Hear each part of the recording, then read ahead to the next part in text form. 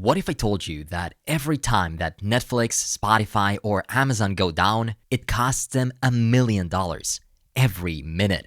But what's stopping that from happening? A quality backend. While sleek frontends catch the eye, it's the backend that keeps everything running smoothly, handling data, security, and performance behind the scenes. And here's the good news. Backend development isn't as complicated as it sounds. You don't need to be a genius to get started. So, hi there, and welcome to my first ever backend course, where we're skipping the basic CRUD tutorials and diving into the real stuff, building a production-ready subscription management system that handles real users, real money, and real business logic. This is the real deal, and today you'll learn all of it, from what backend development is and how servers work under the hood, to how you can authenticate your users using JWTs, hook up a database, create models and schemas, integrate with ORMs, and structure the architecture of your API to make it communicate with the frontend. Then we'll go hands-on with the JavaScript mastery style and build a secure, production-grade subscription tracking API with advanced rate limiting and bot protection using Arcjet that helps you secure your whole app in just a few lines of code. Database modeling and relationships using MongoDB and Mongoose, efficient user CRUD operations and subscription management, global error handling, input validation, and middleware integration, implementing logging mechanisms for better debugging and monitoring, and automating smart email reminders with workflows using Upstash, allowing you to schedule notifications or any kind of business logic you can think of. And to top it all off, we'll take everything we've built and deploy it to your very own dedicated, scalable VPS server. Yep, you heard that right. Your own freaking server with full root access using Hostinger VPS. This will give us full control to deploy your API however you'd like. How awesome is that? This video is your one-stop shop for becoming a real backend developer. No fluff, no shortcuts, just everything you need, all packed into one epic video. So, what are you waiting for? Let's break the backend system that is hosting this video by building this app together.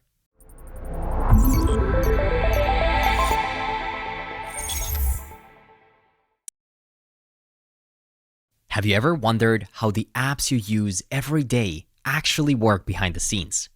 From ordering food to sending messages or streaming videos, there's a lot happening under the hood that most people never see. While the front end looks sleek and interactive, it's the back end that keeps everything running, handling data, security, and performance. And if you've thought about getting into backend development, you might feel like it's too complex with servers, databases, APIs, and authentication to figure out. But here's the thing. It's not as complicated as it seems. And today, you'll learn it all. So let's break it down. The web is split into two parts, the front end and the back end. The front end is all about user experience with three key parts. The user, which is you, me, or anyone interacting with the app, whether scrolling through Instagram, reading a blog, or watching one YouTube video after another. The client, which is the device or an app like your browser that connects us to the web. And finally, there's the interface, the layout and the design we interact with, built with Next.js, React, or good old HTML, CSS, and JavaScript. Think of the client, your laptop, phone, or tablet, as a bridge connecting you to the internet. But where does that information come from?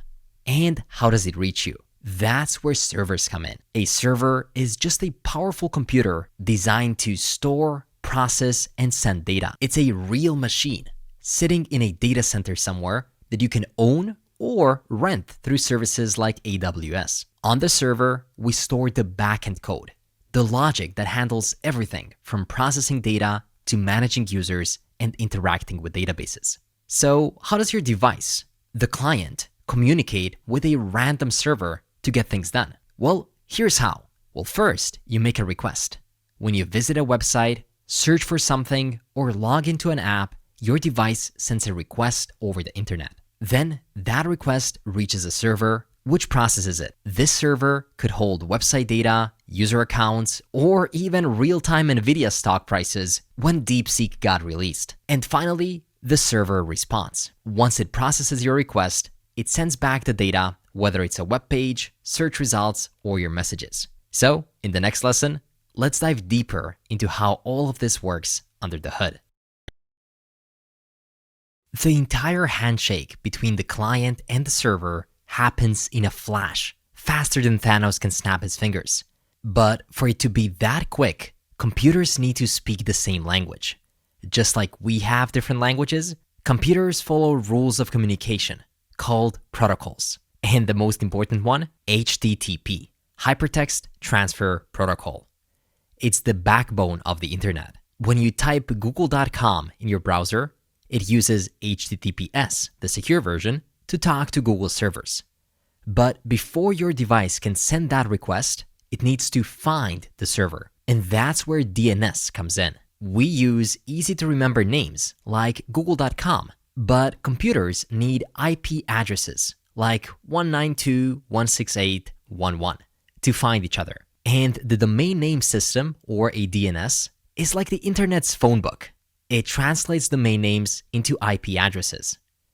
Here's how it works. You type in google.com, the browser checks if it already knows the IP, and if not, it asks the DNS resolver. The resolver searches for the IP address, and once found, your browser uses that IP to connect to Google servers. But what's an IP anyway? An IP address is a unique number that identifies every device on the internet. Think of it as your device's home address. There are two types, IPv4, which is a classic format, but we're running out of these, and there's IPv6, which is a newer format designed to support more devices. So now you know how your device connects to a server. But how does it know what to ask for? That's where APIs come in. We've talked about protocols, the rules for how clients and servers communicate. But how does your app actually talk to the backend? Well, that's where APIs come in.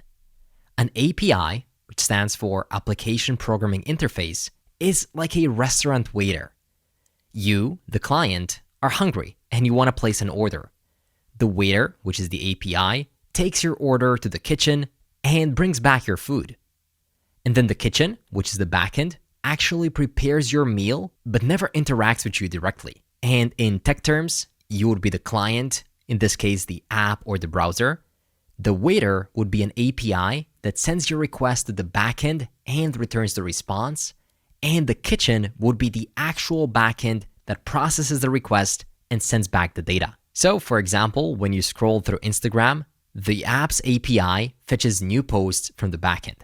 And when you check for the weather, the API pulls the data from a weather service. Without APIs, your app and server wouldn't be able to communicate. They keep everything in sync. And APIs follow a specific structure that helps us manage and manipulate resources, be that data or objects that can be created, read, updated, or deleted. This is often referred to as CRUD.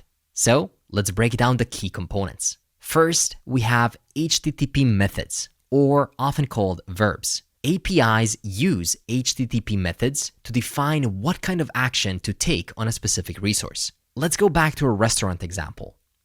A GET request would retrieve the data from the server, like looking at the menu or fetching the data. A POST request would create a new resource, like placing an order or adding new data.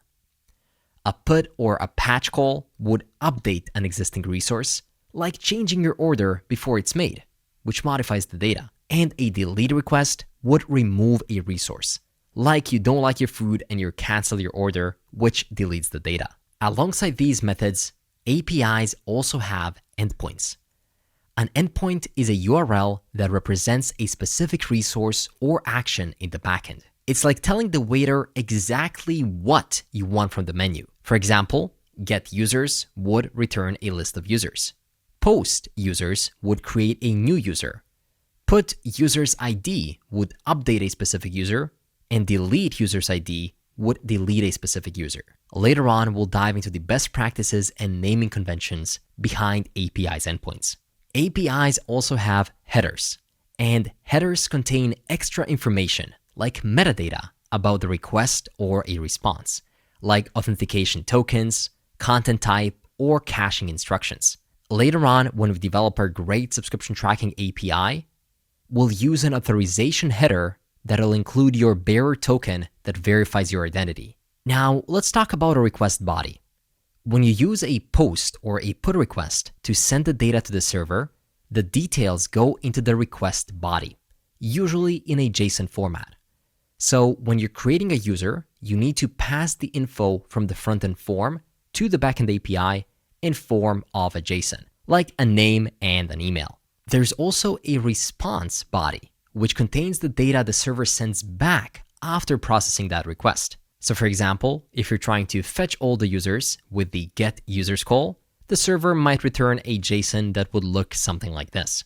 All API calls also have something known as status code to indicate what just happened. 200 means okay. 201 means that you created something. 400 means that something went wrong, and our well-known 404 means that the resource doesn't exist. Another common one is 500, which is an internal server error saying that something went wrong, but we don't really know what it is.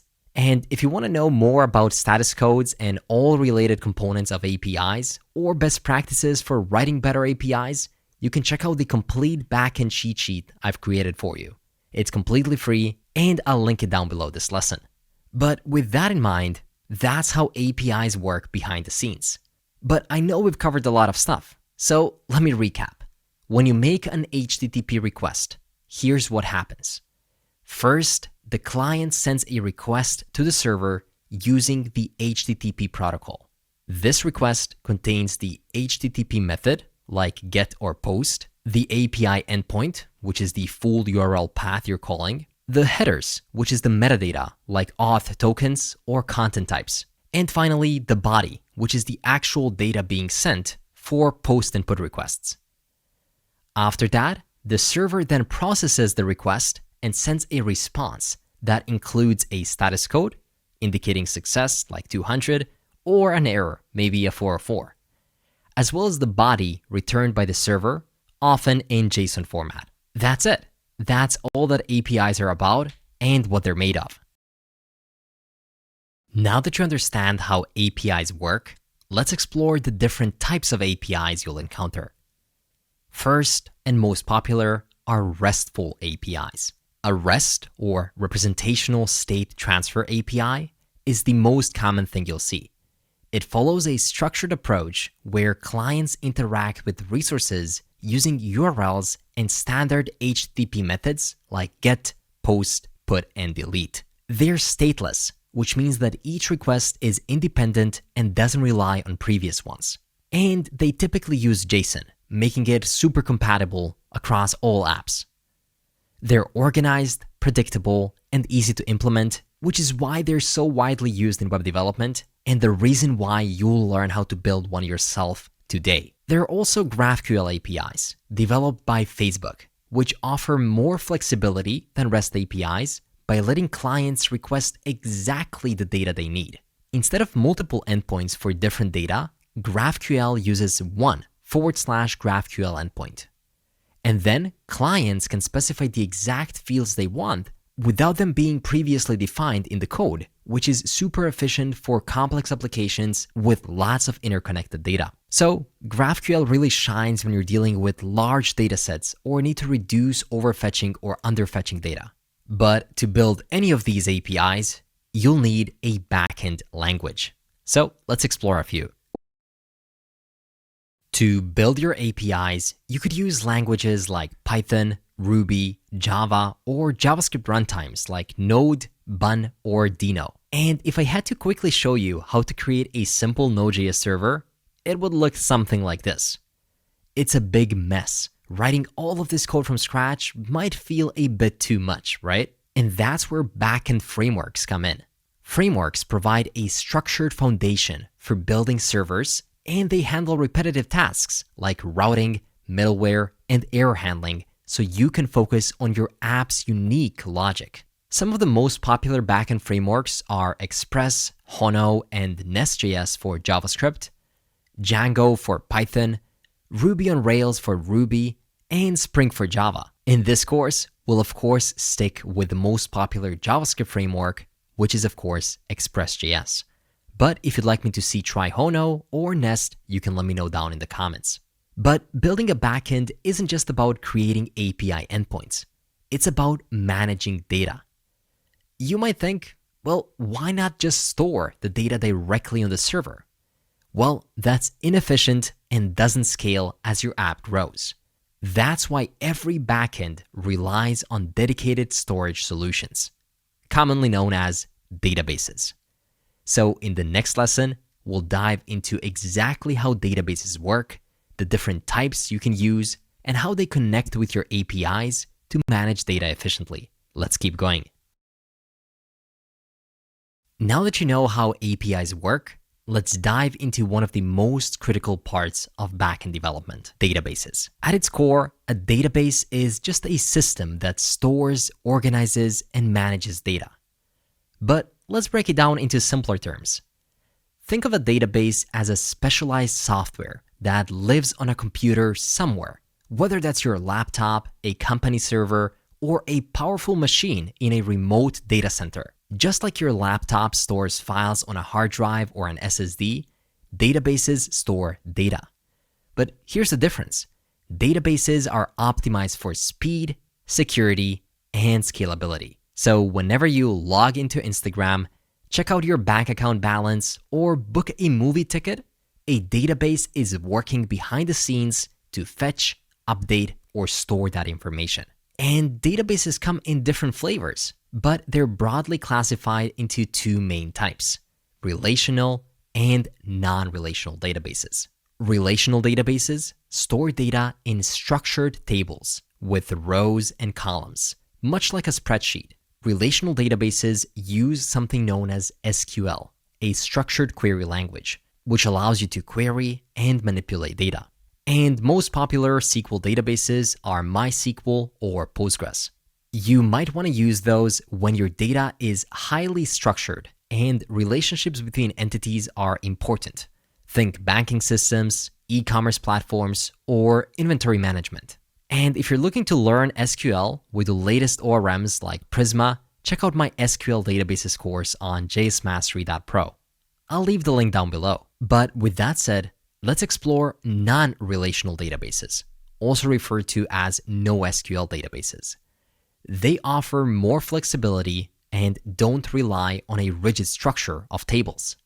They handled unstructured or semi-structured data, making them perfect when data relationships are less complex.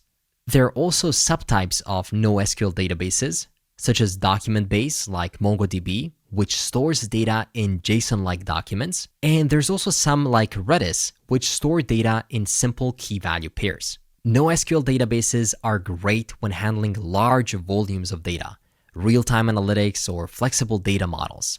Think social media apps, IoT devices, or big data analytics. And like with the SQL course, I also have a short and sweet course on MongoDB with Mongoose that covers everything from database basics to building a cool app. So if you're into NoSQL databases, check it out. Once again, the link is down below. So let's be honest, which one is better? Well, unfortunately, there's no one-size-fits-all here. It depends on your business needs. But let me keep it simple. If you need structured data with clear relationships, go with relational or SQL database. And if you're handling massive unstructured data or need flexibility, go for non-relational or non-SQL databases. How would you actually make your backend application interact with that database? Well, the flow is the same for both. First, the client or your device sends a request to the backend. For example, give me all my subscriptions. Then the server processes the request and determines what data is needed. Then the backend sends a query to the database to fetch, update, or delete that data. For example, in SQL, that might look something like this, where you select everything from subscriptions where user ID is equal to something. And in NoSQL like MongoDB, it'll look something more similar to what you're used to, db.subscriptions.find, and then you pass in the user ID. Either way, the database will return the requested data to the server, and then the server formats that data, usually as JSON, and sends it back to the client. So that's it. You just learned how your server or your app interacts with a database, and that is through queries. We use queries to store, retrieve, update, or delete data in databases. You could use raw queries like these ones here, and writing those gives you full control, but also it can get a bit tedious and error-prone as your project grows. That's why many developers decide to use ORMs, Object Relational Mappers. ORMs simplify database interactions by letting you write queries in a syntax of your programming language of choice, instead of writing raw SQL. For SQL databases, popular ORMs are Prisma and Drizzle, or even SQLize. And for NoSQL like MongoDB, there's Mongoose. Here's how it would look like to fetch a user using Postgres, and here's how it looks like to fetch it by using Mongoose. These ORMs speed up the development and help you prevent errors, especially in larger projects. And remember those database courses that I mentioned not that long ago? Well, in those, I teach you how to use an ORM no matter which database you choose. So, if you want to learn how to use an ORM, definitely bookmark them and then revisit them after watching this course. But with that in mind, let's do a quick databases recap. Databases are specialized software for storing, organizing, and managing data. They come in two main types: relational, SQL, and non-relational, NoSQL. Relational databases use structured tables and SQL queries, while NoSQL offers flexibility with formats like documents and key-value pairs. And you can interact with both databases using either raw queries or simplify things using ORMs. That was a lot to comprehend, right? Don't worry, you don't have to get it at once. From understanding clients and servers to APIs, backend logic, and databases, there's a lot of moving parts.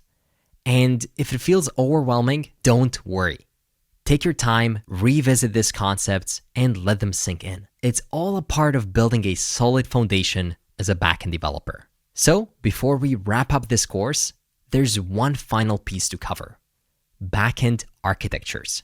Because how you design your backend is just as important as the tools you use. So, let's dive into that next. Now that we've covered how databases and APIs work, let's zoom out and talk about the big picture: how to structure your backend code. The backend architecture is all about the design and the structure of your app. It's not rocket science, but it is crucial for building scalable, maintainable systems. There are a few popular architectures that developers follow depending on their project's needs. So, let me break them down. The first and the most popular one is the monolithic architecture. In a monolithic architecture, all components of your application are combined into a single unified codebase. Makes sense, right? Everything's in one place. And therefore, the backend handles everything, from user management to business logic and database interactions. It's simple to develop and deploy, and it's easier to debug since everything's in one place. But it can get a bit messy if the app grows, and scaling specific parts of the app can be tricky. But as I said, it has been the go-to architecture for years, and it's exactly what I'll teach you how to build today. And the second type of backend architectures are microservices. In a microservices architecture, the application is broken down into smaller, independent services.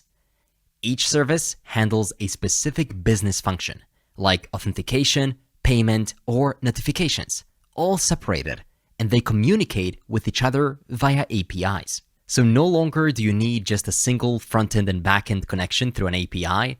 Now every single part of the backend also needs to communicate through its own APIs.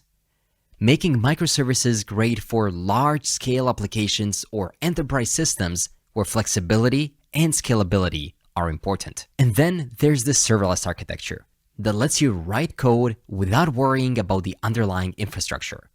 Your cloud provider, like AWS Lambda, and nowadays even Vercel, handles provisioning, scaling, and server management for you. So if you build a full-stack Next.js application, you've probably already worked with serverless backends. without even realizing it. Serverless is perfect for startups, rapid prototyping, or apps with spiky traffic, because you can very easily increase the capacity that your server action can handle. And there are other architectures too, but these three are the most popular and most widely used today. So if you'd like me to cover microservices or serverless architecture in detail someday, just drop a comment below and let me know. All right, that's it for the theory.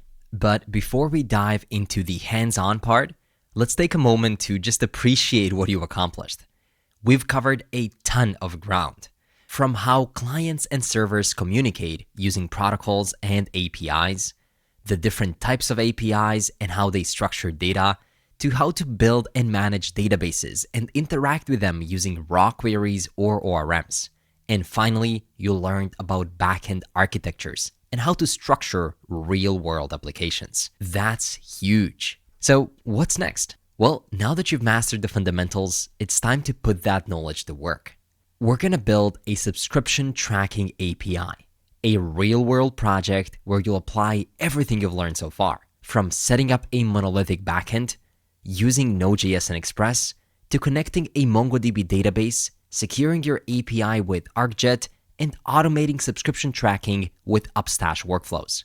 If you were expecting a flashy, eye-catching UI, I hate to disappoint, but this video is all about JSON in action. So let me give you a quick demo of the API you'll build.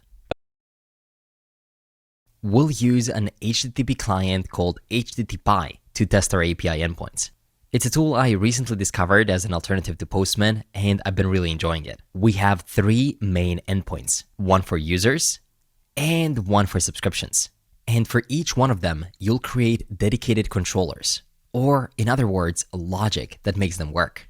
So starting off, we have a regular root route endpoint. If you just make a GET request to localhost 5500, you can see welcome to the subscription tracker API. But now let's say that someone wants to spam our API and bring our server down. Well, I'll teach you how to stop them. Let's keep spamming our API. And if you do that for a couple of times, very soon you'll be hit with a rate limit exceeded. This means that you'll stop bad users from making additional requests and crashing your server. On top of that, we'll also implement a bot protection system that'll block them from accessing your API. All of that using Arcjet. Now let's test another API endpoint so I can show you some of the functionalities. I'll make a post request to API v1 auth signup, and I'll send some user info as the request body. Now if I click send, you can see that a new user has been created successfully. And the first thing we get back in the data is a JSON web token. So yeah, we'll implement that as well. Now, if you want to see your profile, you can make a GET request to API v1 users, and then you have to enter the user ID, which we got from here. So let me just do that and remove the body. And if I click send, and if you make a request, you'll get a 401 unauthorized, which means that we have a complete authorization system implemented. But now, if you copy the JWT that you got when creating your account and paste it right here as the bearer token and retry the request, we get back all the user info. You can also get a list of all the users just by going to API v1 users. But what matters most is creating new subscriptions. We can do that by targeting our API v1 subscriptions and then making a post request to it. And of course, we have to send the right request body, where we specify the name of the subscription, the price, the currency, frequency, start date, and the payment method, and let's create it. And in just a second, a new subscription has been created.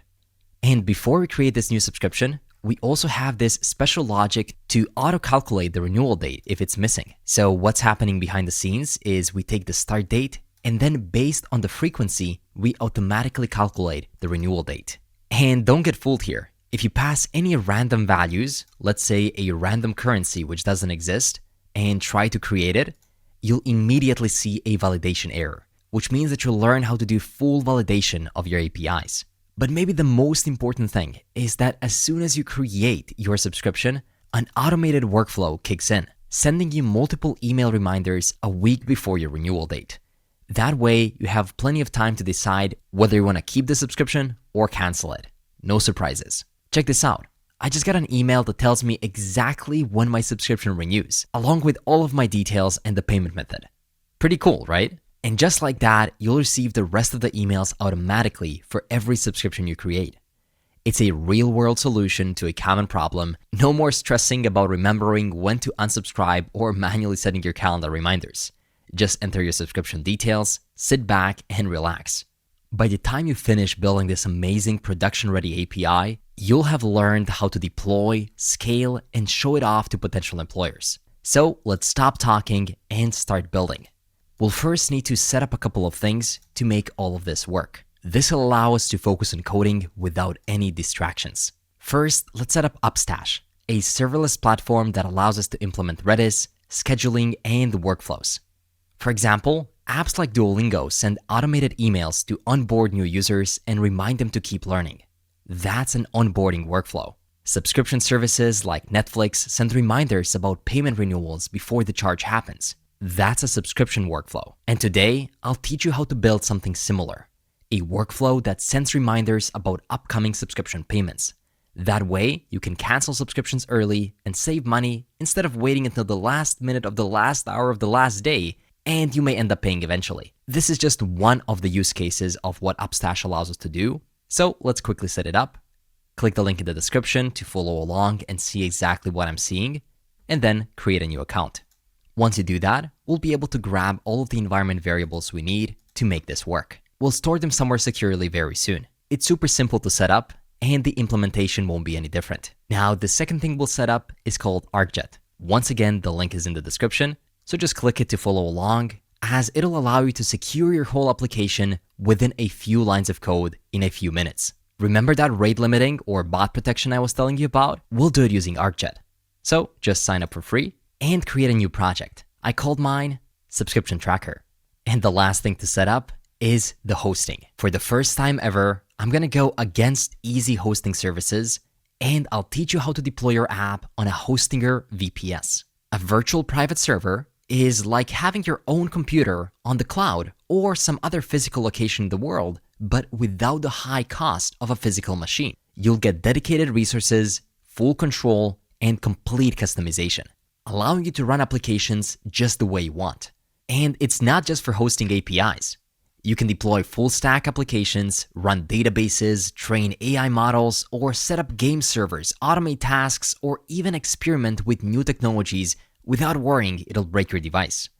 But why should you care? Hosting on a VPS might sound like an overkill, but it'll actually teach you real-world skills that companies expect of you. You'll get hands-on experience with server management, database backup, and real-world deployments. Skills that most tutorials skip because they're super hard, but also super needed. Also, unlike regular shared hosting, where millions of people host their apps on the same server, a VPS will give you much better performance because it's only made for you. So, let's set it up. You know very well that I use Hostinger for all of my hosting needs. They recently launched VPS hosting for Node.js applications. So click the link in the description to be able to follow along and see exactly what I'm seeing.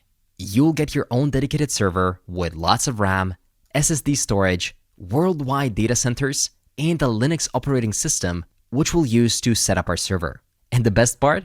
It costs less than a Udemy course, but having the knowledge of deploying your apps on there, priceless for potential employers. In our case, the one core plan is going to be more than enough. So click the link down in the description and select it, choose the period of your hosting, and enter a coupon code. Since you're a part of JSM, Hostinger is offering you an even bigger discount. Continue with the payment, and I'll see you on the inside. In your dashboard, you'll see some kind of an onboarding, and at the end of the day, you'll have your own machine running somewhere in the world. Don't go through the onboarding now, because we'll go through it together later on once we develop our app and once we're ready to host it. Okay, wasn't too difficult, right? Let me know in the comments if you'd like to set up things before getting started, like what we have done right now, or you prefer the usual process of setting up things in between. But for now, we have everything we need, so let's dive right into the code.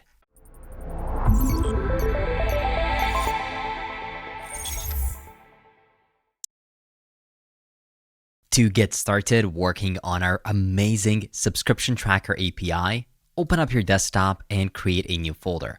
You can call it something like subscription-tracker. Once you do that, open it up within your code editor of choice. Any editor is fine, but in this course, you'll see me use WebStorm. It's more than an editor. It's an IDE. And as of recently, it became completely free for non-commercial use. So once you're there, either open up a new dedicated terminal window, or you can use one built right into your editor or IDE. It'll look something like this. So let me show you how you can very quickly spin up a new Express application. We can do it by using something known as an Express generator. Simply run npx express-generator and add a no view flag, which will skip all the front-end stuff since we're focusing just on the backend. Also add a --git flag and the name of the app, which is /, meaning to create it in the current repo. And then press enter and continue. As soon as you do that, you'll see a couple of files and folders that were created for you. We'll start from scratch. So let's delete most of the stuff that we don't need. We can delete the bin, public, and the routes folders, and clean up the contents within the app, as we'll create everything from scratch. First things first, we'll need to install something known as nodemon. So let's run npm install --save-dev to save it as a dev dependency and say nodemon. What nodemon does is it always restarts your server whenever you make any changes in the code. I'll show you how it works very soon. To make it work though, we have to head over to our package.json, which was generated for us when we ran that Express generator. Within here, you can change the name of your app to something like subdub. It's a funny name that we chose for this entire API. And below private, above scripts, you can add something known as type of module. This will allow us not to use that old require syntax, but rather new ES6 import modules. But rather new ES6 plus imports. And we also have to change some scripts. First, we can have a start script, which will simply run node app.js. And we can also have a dev script, make sure to put it in double quoted strings, which will run the nodemon version of that same app. Let me show you the difference. If I now head over into the app.js and add a console log, server running, if I open up the terminal and run npm start, you'll see server running, but immediately after, it stops tracking it. So if I say server running on localhost 5000, nothing will happen. I would need to rerun it every time I make the change to be able to see this difference. But if I now run it by using the npm run dev command using nodemon, you'll see that now it's tracking it. And it says server running on localhost 5000, but if we change it to something like 3000, the changes will be automatically reflected in your terminal. Great. Now that we got that out of the way, let's also make our development process smoother by setting up a linter. A linter will allow us to keep our codebase clean, so we can add more code in a clean way as we continue scaling our API. We'll install the most popular linter called ESLint by running npx ESLint --init. It'll ask you a couple of questions, such as how would you like to use it? In this case, we're going to use it to check syntax and find problems. Next, what type of modules are we using? We're using the modern import-export. In this case, we're not using a framework, so I'm going to select none of these. Does your project use TypeScript? In this case, it's going to be no. If you want to follow along and try to implement TypeScript on your own, that's totally okay with me. But for simplicity's sake, so we can focus on what matters, I'll say no. Our code will run in Node. So follow the steps right here to toggle off the browser and turn on the node. It'll tell you that for this to work, you need to have a couple of dependencies. So say yes, install them right now using npm. And there we go. The dependencies have been installed. And right now we have a new eslint.config.js, which will make sure that we keep our code clean. Depending on which editor you're using, you might have to head over to ESLint settings and then turn it on manually by pointing it to that specific package. Same thing for the configuration file. And then we can run it on save. This will be a bit different for each editor, but don't worry about that too much. With that in mind, we have now prepared our code base so we can start creating our Express server. So let's do that next. To start creating our Express server, let's head into the app.js and let's make it work. We can do it by importing Express from Express. And then we are ready to initialize our app by saying const app is equal to Express. And then we call it as a function. As soon as you do that, you're already ready to create your first route. You can do that by referring to the app instance and then calling the method of the HTTP call you want to make. It can be app.post, app.put, or in this case, a simple app.get. Then the first parameter you pass into it is the path of where this route will be reachable. In this case, it'll be just /, meaning on the home page. And as the second parameter, you can pass a callback function, which typically looks something like this, an arrow function, where as arguments, you'll have access to the information about the request and the response. And you can put them to use within this callback function. What we typically do when we create a new API is just say rest.send hello world, or in this case, we can do something like welcome to the subscription tracker API. Even though you've created your first route, that's not enough to be able to access it. We have to make our server listen for requests trying to access specific routes. And you can do that by calling the app.listen method and specify on which port you want to listen. In this case, we can do something like port 3000. And then you can define a callback function, which will be executed once you run the application. And there you can just do a console log, say something generic like server running on port 3000, or you can say subscription tracker API is running on http://localhost:3000. This will expose the full URL of where you can access your routes. And don't forget to run export default app. With that in mind, let's give it a shot and run our application. I'll do it by running npm run dev. You can see that NodeMon has started and subscription tracker API is running on localhost 3000. You can click this URL right here, which will open it up in the browser, and you can see welcome to the subscription tracker API, which means that our server is active. Great, that's a good start. But in the next lesson, let's set up our environments so we can run this application both locally and in production. To start setting up different environments, we need to have different places where we can put and retrieve our environment variables from. So open up your terminal, stop your application from running by pressing Ctrl+C, and then run npm install.env. It's a package that will allow us to retrieve our environment variables. So create a new folder and call it config. And within config, create a new file called env.js. Within it, we can import config from the .env package, and then we can set it up and then giving it a path pointing to our .env file. So if we had just one, you could have said .env like this. This will then extract all the environment variables, and then you can export them from this file, such as the port we're on.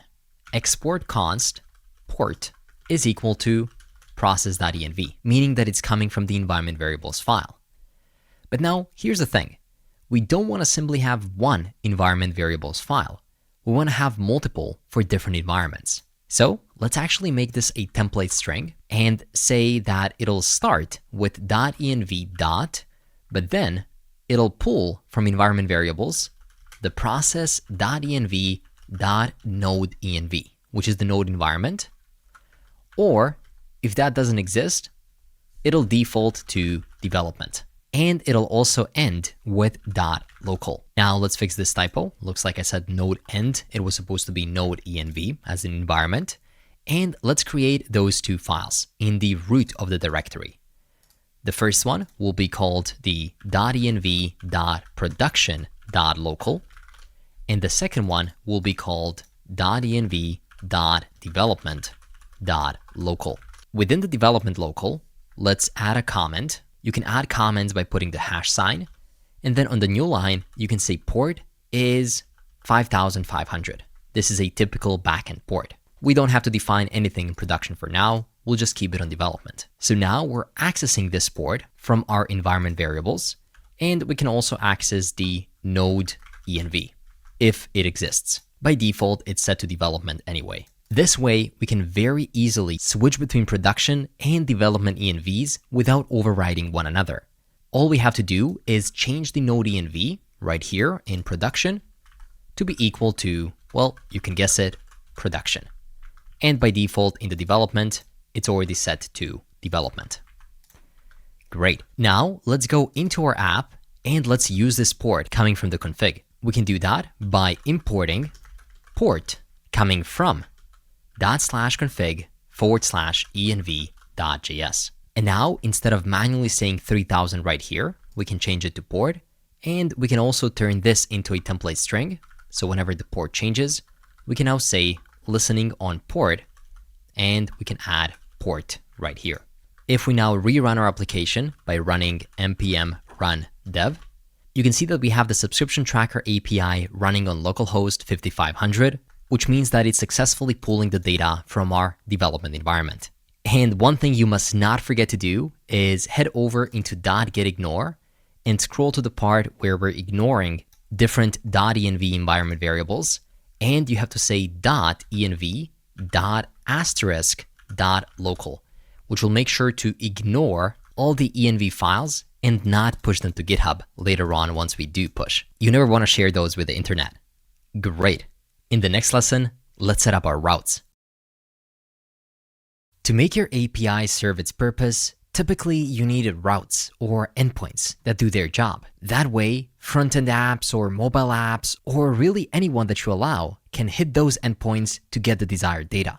So let's go ahead and create a couple of routes. We'll do it in a super organized way by first creating a new folder, which we'll call routes. Now, you could have totally had all your apps routes within a single app.js file, something like this. But of course, not all routes are just one-liners. They require more code and specialized logic. For that reason, we'll separate our routes based on their functionality. We can do it with separate files. I'll create a new file and name it auth.routes.js. This will be our first separate router. Let's import router with a capital R coming from Express, and then let's initialize it by saying const auth router is equal to router, which we call like this. Then, similar to how you did the app.get, now you can do auth router.get, or in this case, it'll be a post route to /sign-up. And then you already know it, you can define a callback function that'll be executed once you call that API route. In this case, I will simply return a string of sign up. But to return something from an API, it is not enough just to return it. You have to actually send it by using the res.send method and then pass over the text as body. And that response typically won't be just a single string. Usually, they're in a JSON format where you have something that looks like this: a JavaScript object with different properties right inside of it. In this case, I can render a title and it can be sign up. We can duplicate this one 2 times to create 2 other routes. The second one will be for sign in, and the title will say sign in. And the third one will be sign out, where we can say sign out. Of course, we haven't yet implemented actual functionalities for these routes. Right now, they're just returning a piece of text. But very soon, we can insert functions that are gonna deal with the logic of whatever that route is supposed to do right here. For now, we're just creating the structure. And at the end, you also have to export default that router. Perfect. These are auth routes. So now let's create another one. I'll create it for a user. User.routes.js. You know the drill. We import the router coming from Express. Then we instantiate it by saying const user router is equal to an instance of the router. And then you can define the user router and then different routes. For example, we can have a route that gets all users. That will look something like this: user router.get / we get the rec and the res, and then we simply return a response. In this case, we can have an immediate return, so we can do something like res.send, and we can give it a title, something like fetch all users. Or we can be consistent with our HTTP verbs, so this will be get all users, and we can duplicate it a couple more times. The second one will not get all the users, but it'll get the details of a singular user. So in this case, we're using this special colon and then ID property, which stands for dynamic parameter. So for example, you can have a static parameter /users, for example, which is always going to look like this. And whenever somebody hits it, they're going to get back all the users. But we also have dynamic parameters where it can look something like this. Get users 1, 2, 3, or something else. And every time it'll get different user details. Perfect. So in this case, we'll say get user details. The third one can be a post route under /. Oh, this one is also just a /. So keep in mind, you can have multiple routes with the same endpoint, but they have to be different HTTP verbs. So one can be get and the other one can be post. This one we'll use to create a new user. And I think they're too close together. So let's give them some space to breathe. We can also have another put route. Puts are typically used for updates. So we have to know which user to update. So I'll also specify the dynamic ID parameter. And this one will update the user by ID. So update user. And finally, the last one can be user router delete. And we also have to know which user to delete. So we'll also get that ID. And the title of that route will be delete a user. Perfect. Finally, let's export default that user router, and we'll be able to use them very soon within our app. Now that we know the drill, creating one more file will be super simple. Let's just call it subscription.routes.js. Once again, we'll import a new router coming from Express. We'll instantiate it by saying const subscription router is equal to the call of the router. And then we can define different routes by saying subscription router dot, and then we can define different endpoint as well as the handler. Let's start with just /. This one will res.send a title of get all subscriptions.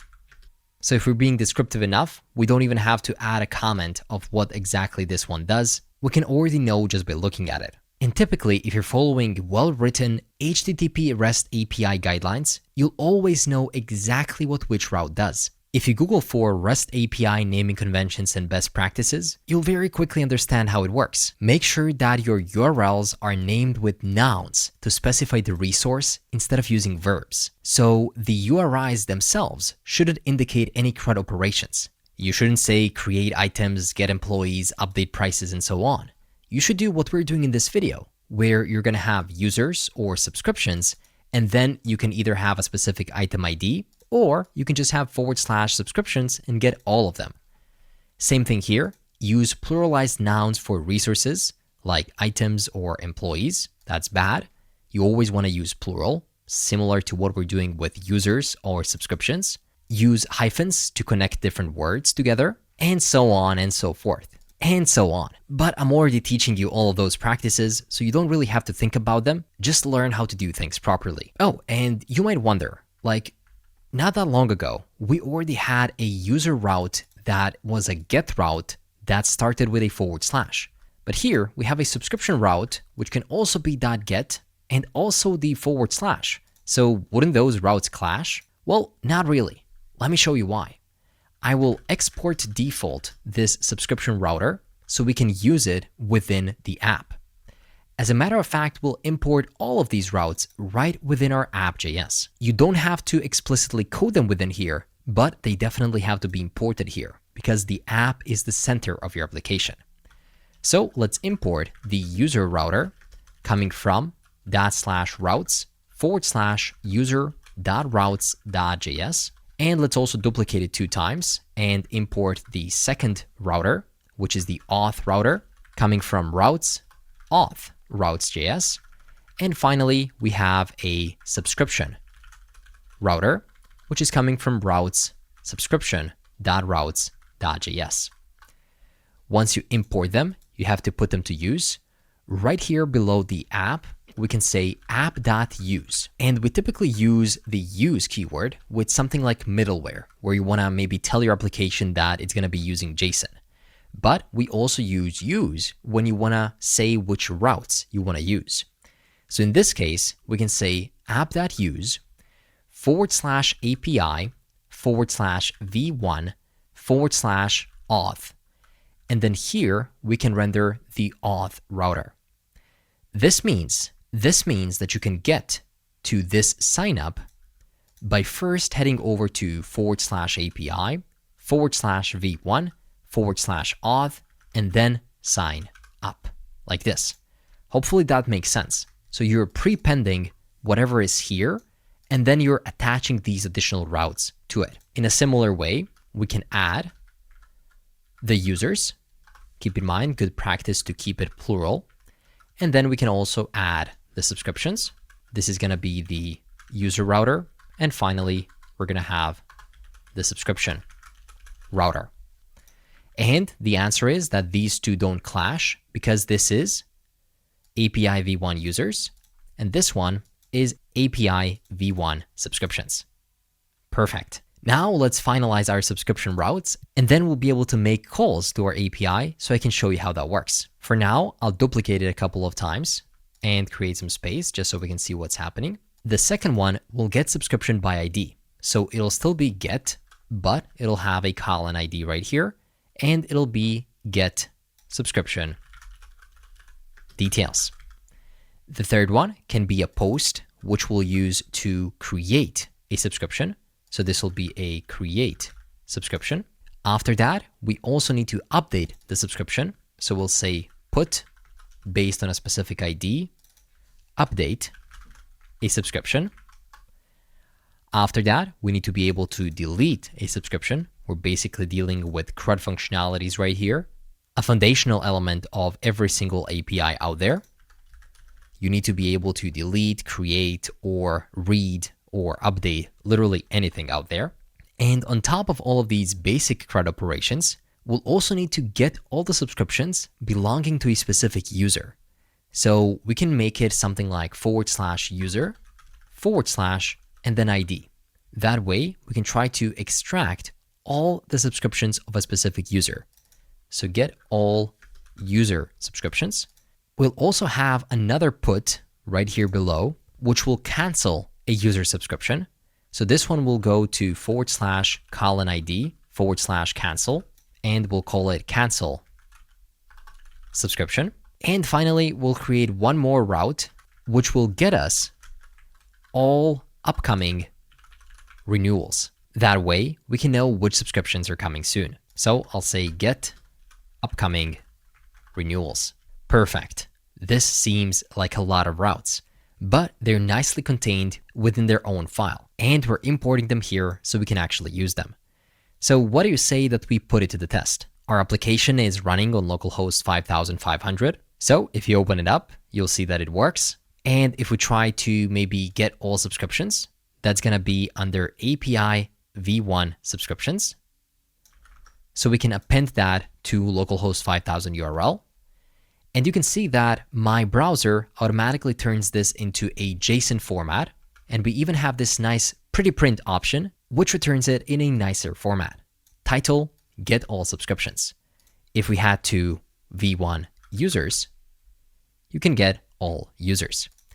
But these JSON outputs are never meant to be read by a user on a site.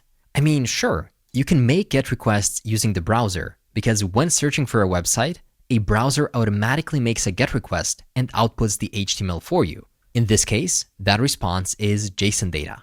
But to test other types of HTTP requests, you'll need an HTTP client like Postman or Insomnia, or even modern lightweight HTTP clients like HTTPy, which has a very simplistic interface but still gets the job done. And there's also another one which I found to be very popular, which is called simply Bruno, allowing you to make all sorts of different HTTP requests. Nowadays, there's also HTTP clients built right into your editor. So just Google the name of your editor and try to find a package that does that for you. I really needed something simple, and HTTPy delivered. It's just a free download. I installed it on my device, and now I can make GET requests similar to what my browser can do, but I can also very easily switch it to a POST request, for example. And if I try it, you can see that we get a title of Create Subscription, which means that we have now successfully hit not only our GET routes, but also the create routes, We know that because we got this JSON back right from our API, create subscription. In the next lesson, let's set up our database, which will make us one step closer to implementing real functionality to store and retrieve subscriptions. Now is the time to set up our database. You could use something older like Postgres, or maybe something modern like Neon, which is a serverless platform that allows you to host Postgres databases online. Then you could hook it up with an ORM like Drizzle, and it would all work. But in this course, I'll use MongoDB Atlas, allowing us to very easily create our database and host it on the cloud, completely for free. Now, it is important to mention that up to this point, this course was completely database agnostic, which means that the concepts we learned could be applicable to any database. And if you wanted to use SQL, that's totally okay. I would still say follow through with the video, watch me implement MongoDB in a non-SQL database, see how it all works, and then later try to modify it on your own and switch it to an SQL database. You'll learn so much more that way. Or maybe in the future, I split this video in two and build it with other databases in mind as well. Who knows? But for the time being, head over to MongoDB Atlas and click Try Free. Create your account, and once you're in the dashboard, create a new project. Name it something like Subscription Tracker. Click Next. Make yourself the project owner, and when you click Create, it'll take some time. And then you'll have to create your database cluster, basically your database. Click Create and choose M0, which is the free version, which gives you about half a gigabyte of storage. And trust me, that is more than enough for storing JSON information. The rest of the option is okay, so just click Create Deployment. Now, this is very important. You can choose your username. I'll do JSM right here. And then you'll also have to choose your password. Make sure to write this password down as you'll need to use it later on within the code. Click Create and choose a connection method. In this case, we'll connect through a MongoDB driver like Node.js. So choose the first option and copy the installation command. npm install MongoDB. Back in the code, you can open up a new terminal and run npm install MongoDB. And let's also install Mongoose, which is an ORM for MongoDB, allowing you to more easily create your database models and schemas, and press enter.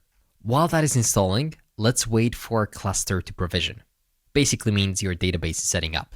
We can go back and then click drivers one more time to see if it's provisioned. If not, let's give it a minute. Once that is done, you'll be given your connection string, which you can copy and add to your codebase. But make sure to replace the DB password with the original password for your username. So back into the code, let me head over to our env development local and add new environment variables for our database.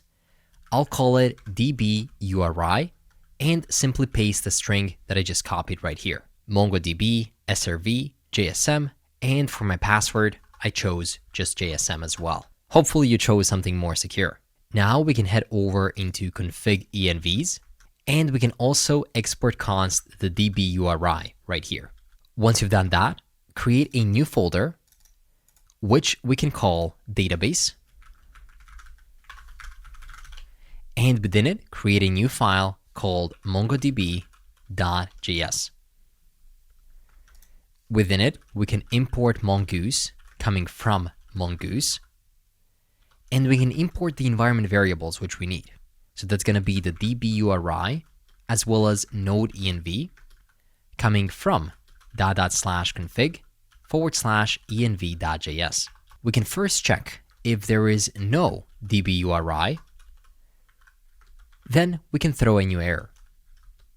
Something like throw new error, please define the MongoDB URI environment variable inside .env.local. And of course, this is .env.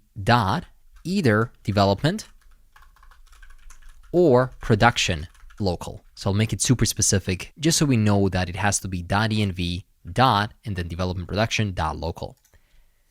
If we pass that if statement, that means that we are ready to connect. So let's say const connect to database, and that'll be equal to an asynchronous function, which has a try and a catch block.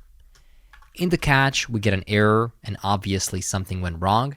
So let's simply console log that error, saying error connecting to database, show that error, and then exit the process with a code of 1, which means failure. But we're trying to make something go right, and that something is await mongoose.connect. And we simply want to connect to this specific DB URI, which we got from MongoDB Atlas. And I believe that's it. We don't have to pass anything else. Now we have to call this function from somewhere. So let's export it by saying export default connect to database. And let's head over into the app.js. Where do you think we'll call it? Well, right here within app.listen, as soon as we start our application on localhost something, we can also try to connect to database. Make sure to import this function from the top. Await it, because it is an asynchronous function, and therefore you have to make this one asynchronous as well. If you've done that correctly, and if you head over into connect to MongoDB, alongside this await, once we pass it, we can also console log something. Maybe something like console logged connected to database in node env mode. So this is going to be either production or development. So now if you open up your terminal, you can see subscription tracker API running on connected to database in undefined mode. Oh, that's definitely not good, but I think I know why that is. We have only defined it in production, but I'll also add it to development right here under environment, and I'll say node env is equal to development. If I do it like that, make a change to any file and save, it'll say connected to database in development mode, which is exactly what we wanted. Great. Now that we have the routes and the database, let's go ahead and create some models. Models in our application let us know how our data is going to look like. So let's define it right here in the root of our application by creating a new folder, and let's call it models. And to keep everything organized, we'll create multiple files such as user.model.js, as well as a subscription.model.js. I think you can already start seeing the practice we have. We create separate routes, separate models, and soon enough, separate controllers for every one of these parts of our API. Once you understand the gist of it, you'll know how it all works. So let me show you how to create that model. We can first import mongoose coming from mongoose, and then we can define a user schema. Const user schema is equal to new mongoose.schema, to which you can pass an object that allows you to define how a specific model is going to look like. We can give each user a name and then make it an object to define more information about that name. For example, it'll be of a type string, and alongside required, we'll also pass an array and say true, but we can also define an error message if it's not there by saying something like username is required. That way, if something goes wrong in the code, we'll know why it is wrong, because we're missing a username. We can also trim it by saying trim true if we have some empty spaces in there, and we can give it a min length of something like 2 characters and a max length of about 50. What else does a user need? Well, we can have an email right here, and it'll be very similar with a type of string, required to true, user email is required. Unique in this case will be set to true because only one user can have that specific email. With a trim to true, we can also make lowercase to be true as well because email tend to be lowercase. And bear with me, I'll also show you how to write a very quick regular expression to check for emails. We can say that this specific parameter has to match the following format. As you can see, my copilot wrote it for me here. Nobody writes regular expressions by hand today. It's just a // s plus @ backwards s plus, whatever it is. Basically, it means that we'll start with a string followed by an @, some more string signs for the domain, followed by a dot, and then some more characters for the domain name extension. Something like contact@jsmastery.pro. Great. And finally, a user also has to, of course, have a password, which will be of a type string. Required will be set to true and will say that the user password is required. We won't be trimming or messing with the password in any way, but I will set a min length to about 6 characters. Finally, we'll go a bit down, not below the password, but outside of the schema definition, and I'll set timestamps to true, which means that alongside these properties, we'll also have created at and updated at fields, so we know when that user has been created or modified. Perfect. With that in mind, we can create a new model off of that schema by saying const user is equal to mongoose.model with the name of user, and then we pass over the user schema we want to create that model off of. Models typically start with a capital letter. And don't forget to export default.model, off of which we'll then be able to create instances of that model, such as different users. So we can have a user that's going to look something like this. It'll, of course, have a name of John Doe, email, I guess, of johnny@email.com, and finally, a password of password. We'll get to there by using the user.create method. We'll get to there by doing something like user.create and then passing over the information. But more on that later. For now, it's important that we have this model. Now that we know the basis of creating MongoDB models, let's create one for the subscription. Just to recap, our subscription will have a bit more fields as it's the primary part of our application, the main model, schema, and document. So let's import Mongoose from Mongoose, and let's define our schema by saying const subscription schema is equal to new Mongoose schema. I'll also immediately add the timestamps is true at the bottom, and now we can give it all sorts of different fields. I'll start by giving it a name, which will be of a type string. Required will be set to true, and I'll say subscription name is required. I'll also trim it, and I'll give it a min length of about 2 and a max length of about 100. After the subscription name, which can be something like Netflix, we'll have to have a price of that subscription. This one will be of a type is number, and it'll also have a required property to true, set to subscription price is required, with a min value of 0. And we can also add kind of like a message, price must be greater than 0. After that, we can define the currency that it is in. This is totally optional because you might be using just a single currency, but in case you want to add it, you can make it of a type string. But then a cool thing is that you can define it as an enum of one of these properties, like USD, euros, British pounds, or so on. You can add your currency right here. And then when trying to create a new subscription, it'll ask you for the currency as well. I'll make it default to USD. Another very important part of our subscription is the frequency. How often are you getting charged for that subscription?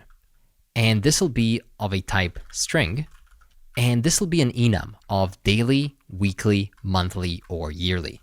We can also have a category for that subscription, just so we know where we're spending the most. And it'll be of a type is string. And we can also make it an enum of something like sports, news, entertainment, lifestyle, technology, finance, whatever it is, right? You get the idea. And I'll make this one required, set to true. Let's also define a payment method, which will be of a type string, required to true, and trim to true as well. And let's define a status of that subscription, which will be of a type string. It'll be an enum of either active or canceled or expired. And the default will be set to active. Now that we have all of these base properties, we also might want to know when is the start date of that subscription. So I'll say start date will be of a type date. It'll be set to required to true. And we can also validate it by saying validate, to which you can pass an object where you can define a validator function. So that'll look something like this. you can define a new callback function where you get the value, and then you can check if value is lower than or equal to new date, which is basically the current date. And if that is the case, you can provide a message, something like start date must be in the past, because you cannot create subscriptions in the future. And we can duplicate this entire start date, but this time I'll call it renewal date. Type of date required to true, and we'll validate it, but I'll switch it around. The value must be greater than the start date. And a pretty cool thing is we're not comparing it with date.now, we're comparing it with this dot start date. This, of course, referring to our model. And I'm not sure whether arrow functions will work with this. We might actually need to wrap it in an actual function. So we can say validator is a function. No arrow signs right here. Rather, it's a good old function where you open up a function block and then you can return this value. Perfect. And we can say something along the lines of renewal date must be after the start date. And the last missing piece of the puzzle is the user that actually subscribed to that subscription. So we can say user, and it'll be of a type mongoose.schema.types.objectID. So we're actually accepting the ID, which is going to be a reference to the user model that we have already created right here. We only need to get its ID. Required will be set to true, and we'll also set index to true, which will optimize the queries by indexing the user field.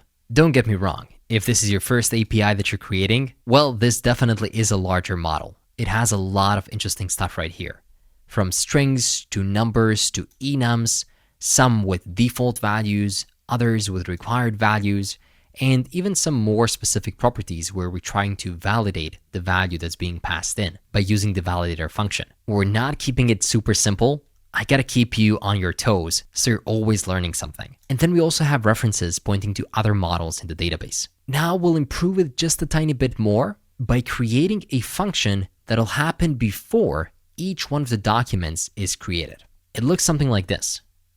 Subscription schema dot pre. And we'll run it pre-save.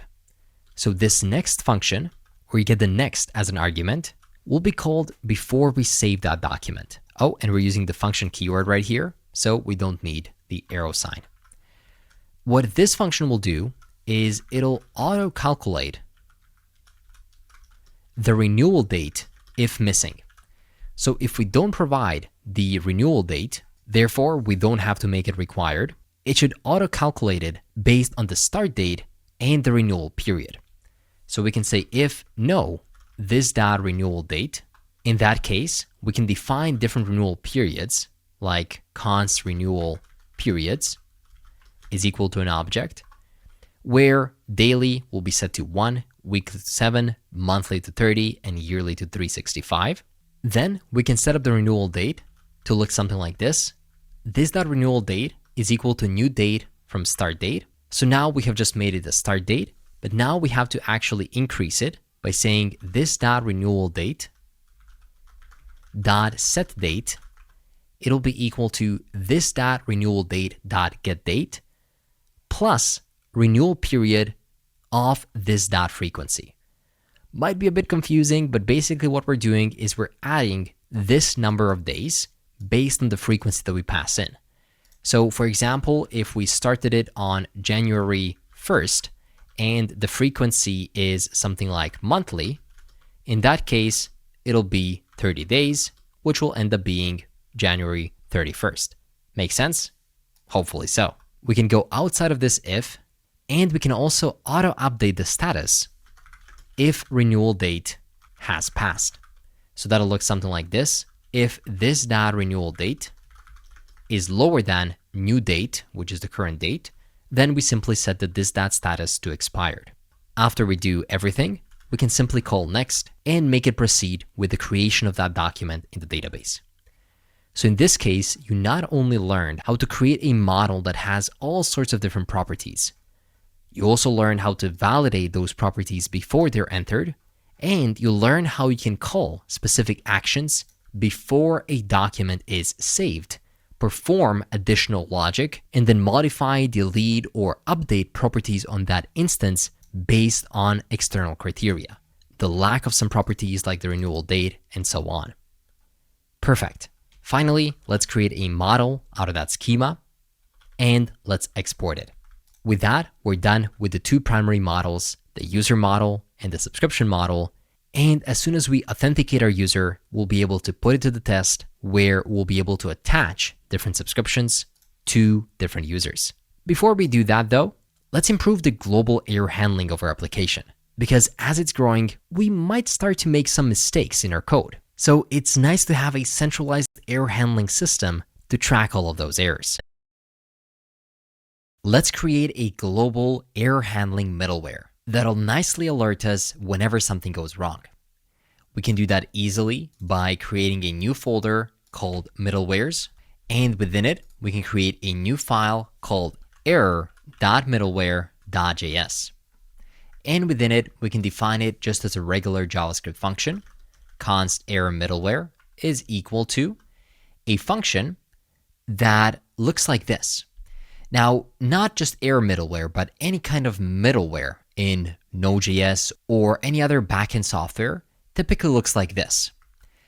Alongside the request and the response, you get two additional things: the information that happened before the request, and then what happens after, when you're ready to proceed to the next step. Let me explain what I mean by this.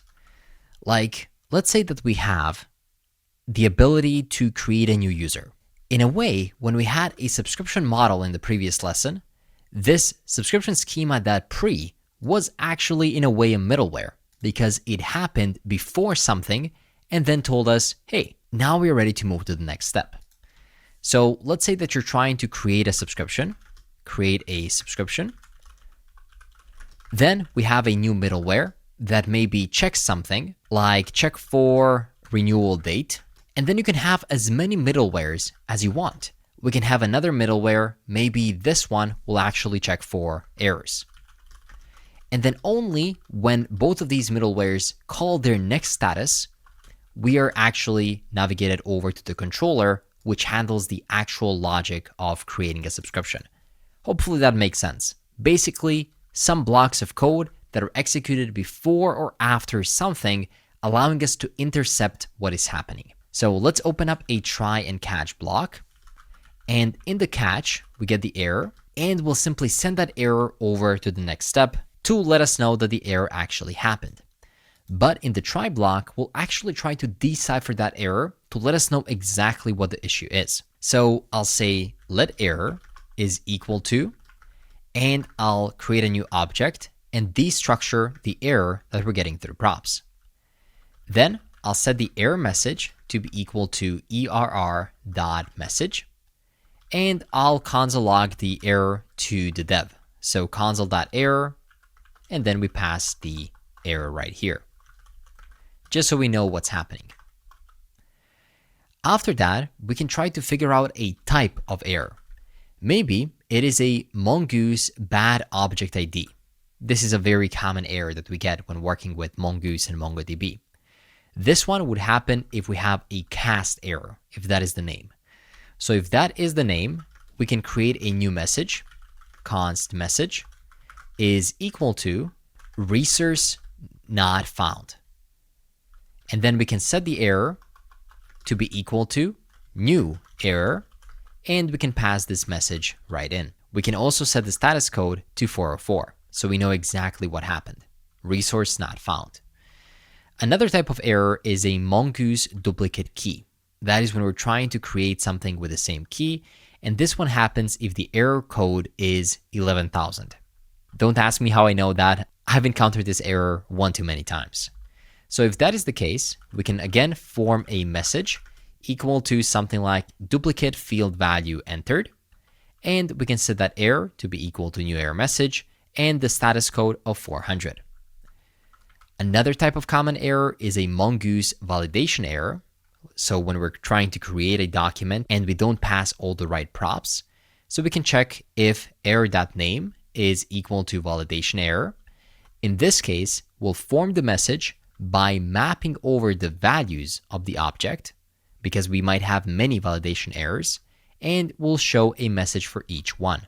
Once we do that, we can simply set that message to the error and join it based on commas and spaces. So for each one of these validation errors, we'll add it to the error message. And finally, we can return the response from this error middleware by saying res.status is equal to the error.status code.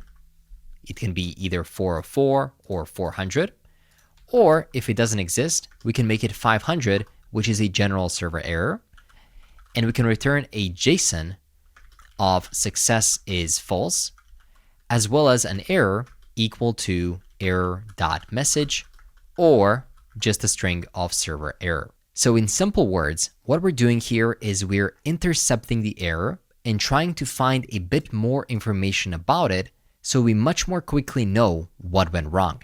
Now we can export that error middleware by saying export default error middleware, and we can use it within the app.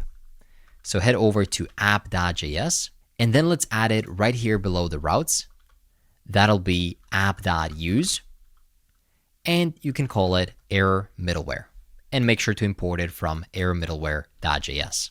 Alongside this custom piece of middleware that we created, Express also has many built-in middlewares that we can use.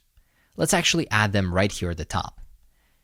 The first one you can see auto-recommended to me is app.use express.json. This allows your app to handle JSON data sent in requests or API calls, something that is super common. Another one is app.use express.url encoded extended is set to false. This helps us to process the form data sent via HTML forms in a simple format. And another one you'll often see used is app.use, and that is cookie parser. This one has to be imported at the top, so make sure to say import cookie parser coming from cookie-parser. This one, as the name says, reads cookies from incoming requests so your app can store user data. If you want to see how all of these works, you can just click into them and immediately see the code. And since this is the middleware, you know what it has to have. It has to modify the request, right? Do something with it. There's a reason why we had to have it in the first place. Intercepted it, did something with the request, modified it, and then, check this out, we're calling the next function, letting the request pass through. And it's similar with all the other middlewares. Later on, once we start working with our database, we'll make one or two of these rookie mistakes, and we'll get a very nice error message saying resource not found, or duplicate field value entered, or maybe a validation error. Either way, creating this global error handling middleware will save us hours of debugging later on, and it'll make our app that much more scalable. Great work. Now that we have our models, database setup, and error handling middleware, we are ready to dive into setting up our auth. We can do that by opening up a new terminal and installing some packages. We can run npm install JSON web token. Yep, we'll implement a completely custom authentication using JWTs. And we can also add bcrypt.js, which allow us to generate randomized strings to hash our passwords. Press enter and head over into our env.development.local. Let's create a new comment called JWT auth, and let's create two new environment variables, JWT secret. This is your string of characters that has to be specific, based off of which you'll be able to generate that randomized string. For now, I'll simply say secret. You can do the same too, or enter any kind of random characters. And we can also define when our JWT will expire. So we can say JWT expires in, and you can set it to any kind of number of days or minutes or hours. In my case, I'll set it to 1 day. Let's not forget to head over to our env config and to export those variables. So right here, we can put this into multiple lines, and we can export the JWT secret as well as JWT expires in. And with that in mind, we can create our first controller. So what is a controller? Well, let me create it and show you. Hopefully, it'll all start making sense given the clean code base that we have. I'll create a new folder called controllers. And within controllers, I'll create a new file called auth.controller.js. And within it, we'll create a new function and we can immediately export it. So export const sign up. And it'll be equal to an async function where we get the request, the response, and potentially the next as well. And here we can implement the sign up logic. So this is a dedicated space allowing us to focus explicitly on the logic of what these functions are supposed to be doing.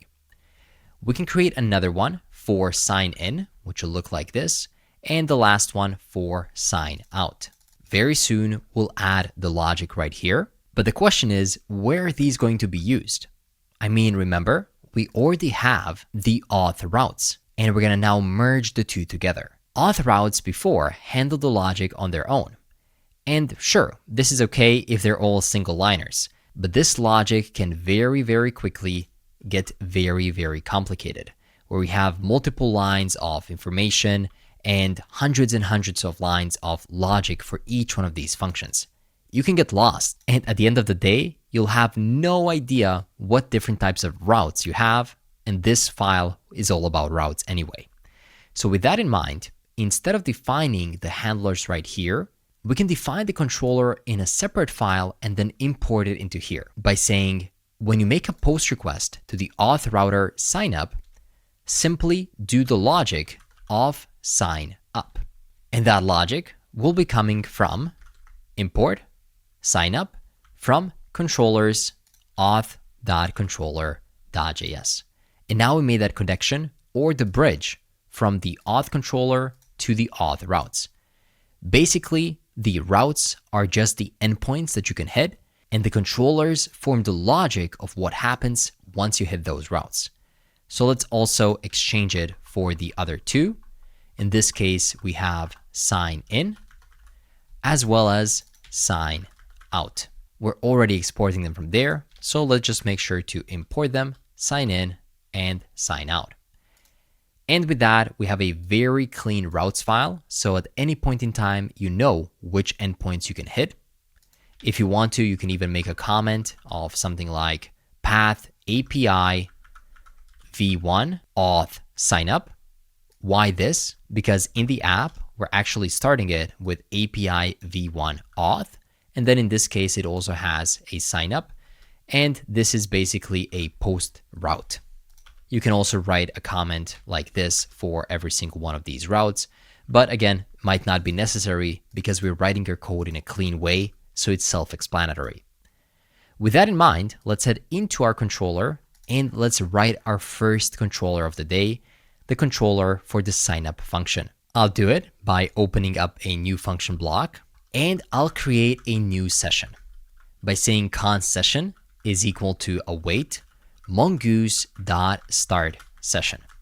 Now, what does this do? Well, first of all, we have to import mongoose right at the top by saying import mongoose from mongoose.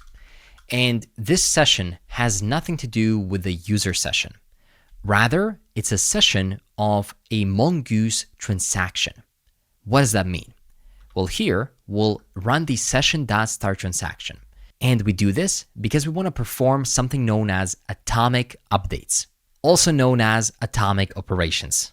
I found a random photo on Google explaining it. But basically, database operations have to be atomic, which means that they either have to do all or nothing. Insert either works completely or it doesn't.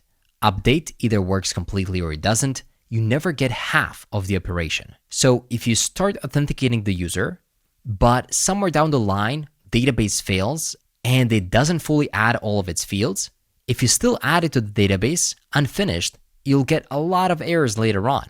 But if you notice that something went wrong and stop the operation immediately, then you won't have any issues and you'll immediately know that something wrong happened. That's exactly what we'll do here. This is a bit advanced, but bear with me. We'll open up a try and catch block. And as I said, if something went wrong, we can immediately await session.abort transaction session end session, and just call the next with that error. This means if at any point something goes wrong, don't do anything, abort that transaction.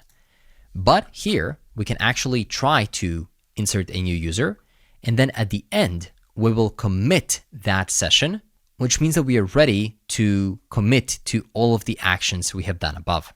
Hopefully it makes sense. I'll try to explain it as we go. Basically, the goal of this function is to create a new user. So let's get the data needed to know which user we want to create. In backend APIs, you typically get all of that information through a request body. So what is a request body? Let's explain it. What is a request body? A request body is an object containing the data coming from the client, specifically when you have a post request. Why am I mentioning the post? Well, because if you check the routes right here, you'll notice that the sign up functionality is indeed a post route.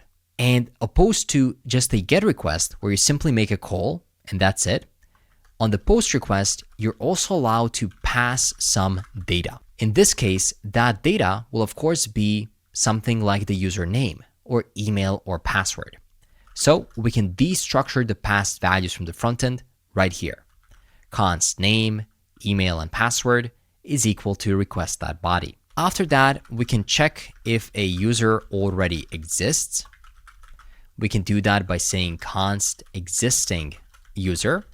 And here we'll make our first database call by using Mongoose and saying await user. Keep in mind, this user is referring to the user model that we created not that long ago. And we'll say user.find1, where the email is the same as the one that the user is trying to create a new user account with. Then if an existing user already exists, in that case, we can create a new error by making it equal to new error, user already exists, and we can set the status code to 409 and throw that error. This typically means already exists. If it doesn't exist, we can hash the password for the new user. Hashing a password means securing it because you never want to store passwords in plain text. So how does it work? Well, first, you need to get access to something known as salt, which is like a complexity you want to use for randomizing your hashed password. So let's say salt is equal to await bcrypt.gensalt. So this is a method, and typically the default number is 10. Make sure to import bcrypt coming from bcrypt right here. That's bcrypt.js. Once we have the salt, we can get the hashed password by saying const hashed password is equal to await bcrypt.hash. You pass the plain text password from the user and the salt you generated right above. Once you have it, we are ready to create a new user by saying const new user is equal to await user.create. And now you can pass an array of how many new users you want to create alongside with their info. For now, we only want to create a single user. So I'll pass their name equal to name, email equal to email, and password equal to hashed password. Now, something could go wrong when creating this user. So that's why we want to also attach a session to it, which means that if something goes wrong, and if we later on abort that transaction, then the user will not be created. But if you reach the end of the try block, means we're good, and we'll actually commit the transaction, which will create the user. Finally, let's generate a token for the user so they can sign in. Const token is equal to JWT. We have to import JWT at the top, coming from JSON Web Token.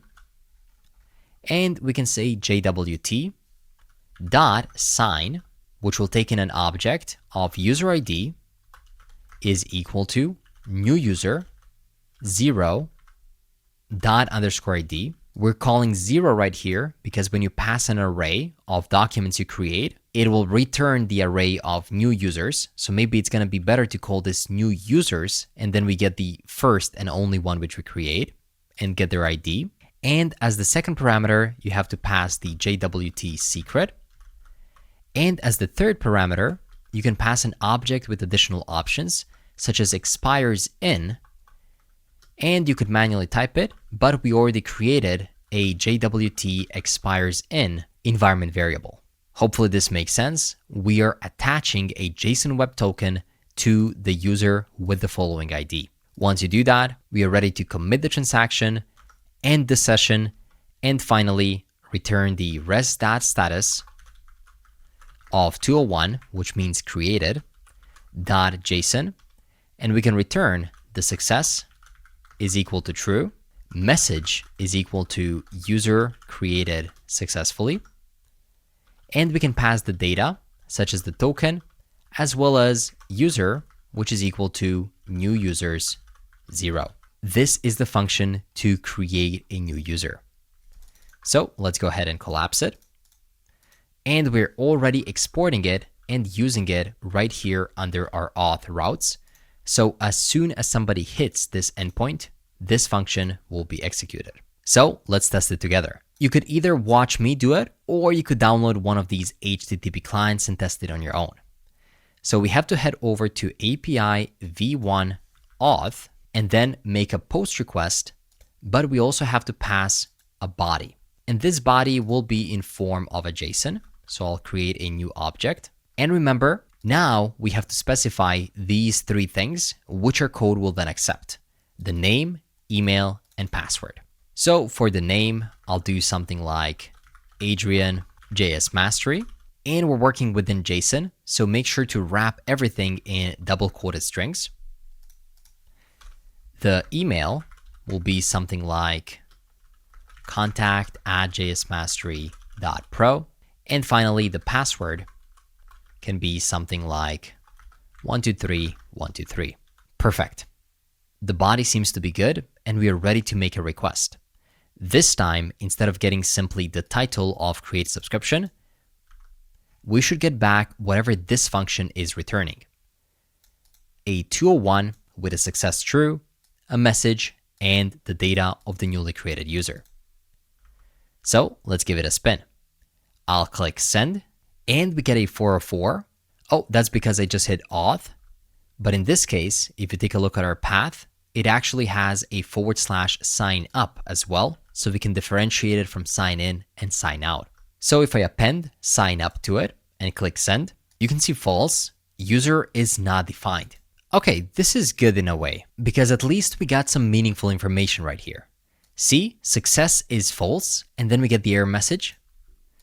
If that sounds familiar, it could be coming from error middleware, where we actually return a success of false and then a meaningful error message if it comes to it. And in this case, the error message is user is not found. So this is helpful to us. If we now search for user, you can see that I'm mentioning it a couple of times because this is all about users. But I think the one that we should be concerned with is this one right here, where we're trying to create a new user. You don't create it with a lowercase user in mind. You create it based off of the user model, which starts with a capital U. It's this model we created based off of all of these properties. So now that I fixed this typo, I'm actually glad it happened because we got a chance to explore how to handle errors. I'm ready to send another request. So I'll click send. And this time we got yet another error saying JWT secret is not defined. This time it's referring to this one right here. And if you can see, I forgot to import it from our envs. So let's get it right here. Save the file and send it once again. This time we get a 201 created. You can see all the information about the request that is being made, success true, message user created successfully, and the data with the user's token, as well as their name, email, and a hashed password. Would you look at that? We also got a user ID and created that and updated that fields. Now, what I would recommend is saving this user token as we might need it for future requests. So maybe add it, I don't know, let's add it to our env development, just so we know.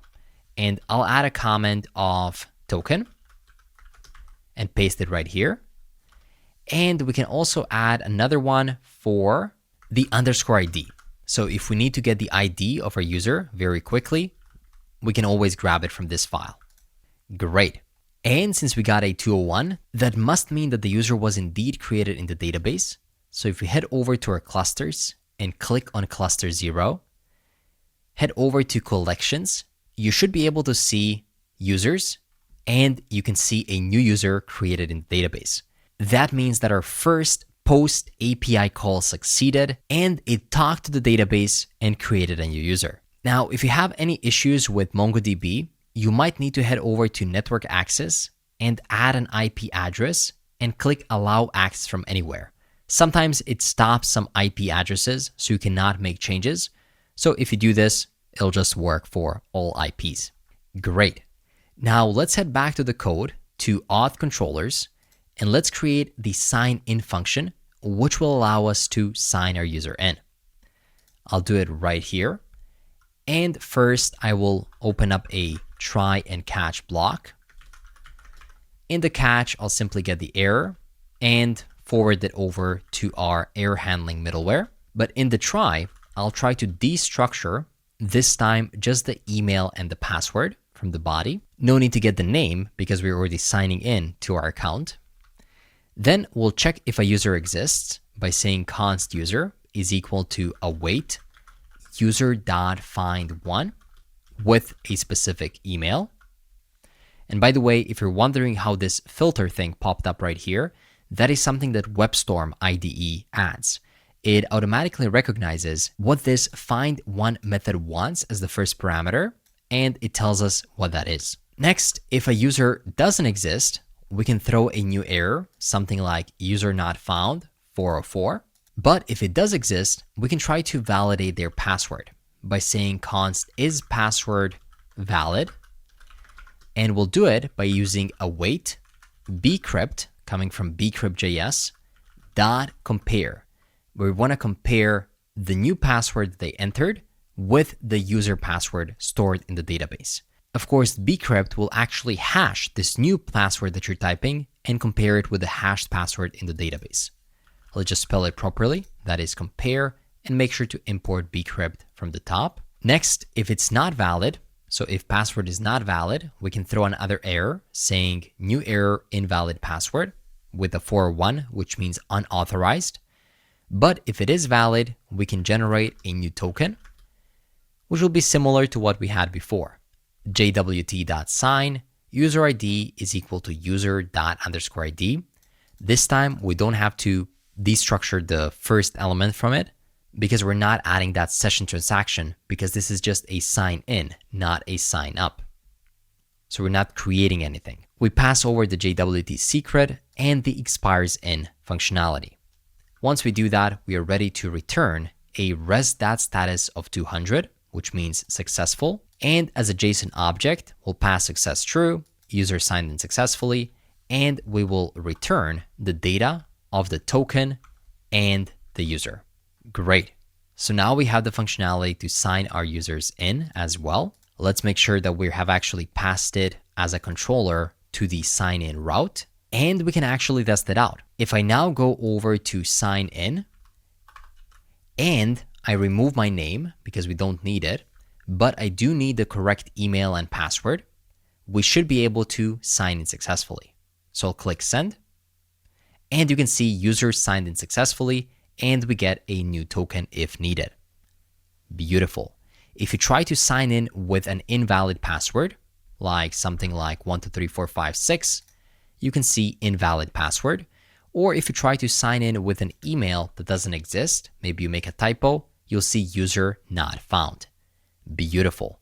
Complete error handling. So if you now had a beautiful front-end application, you would be able to nicely show these errors on the front end, allowing your users to see what they did wrong. We're using this HTTP client to mock what the user would be seeing on the front end. But basically, this would be a form. And what does that form do? Well, it basically calls our API.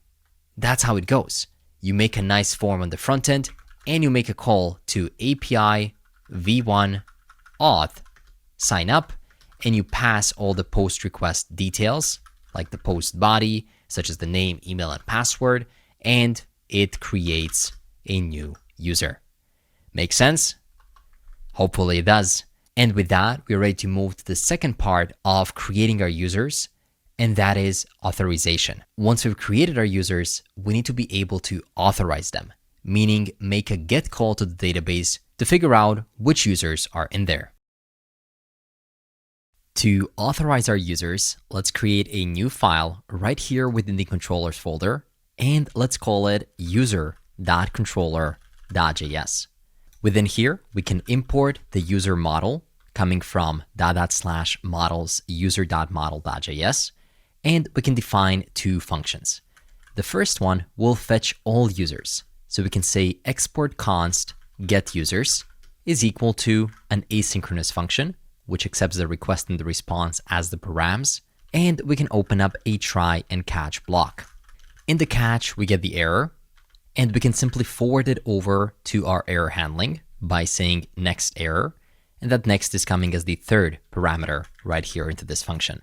But when it comes to what we'll actually try to do in this function, we can try to fetch the users by saying const users is equal to await user.find, and we'll simply find all the users like this. Next, we can say res.status.200, and in the JSON, we can simply return a success is equal to true, as well as data is equal to users. And this is it. This is a function that fetches all the users from the database. We can duplicate it below and rename it to get user, which will get a singular user. In this case, we'll say user is equal to user.findById, and to it, we can pass the rec.params.id, and then also call the .select, where we're gonna select all the fields minus the password. We just want to get the user info, but we don't care about the password. We only care about that when logging in. Finally, if there is no user that we're trying to fetch, we can create a new error by saying const error is equal to new error, and we can say user not found. We can also set the error.status code to 404 and throw it. That way, we'll be able to catch it right within our error handling middleware. Else, we'll simply say res.status200, JSON, success true, and data is equal to user, singular user now. Great. So now let's put those two to use by heading over into our routes, specifically user routes. We have a route that fetches all the users, so I can simply do it right here.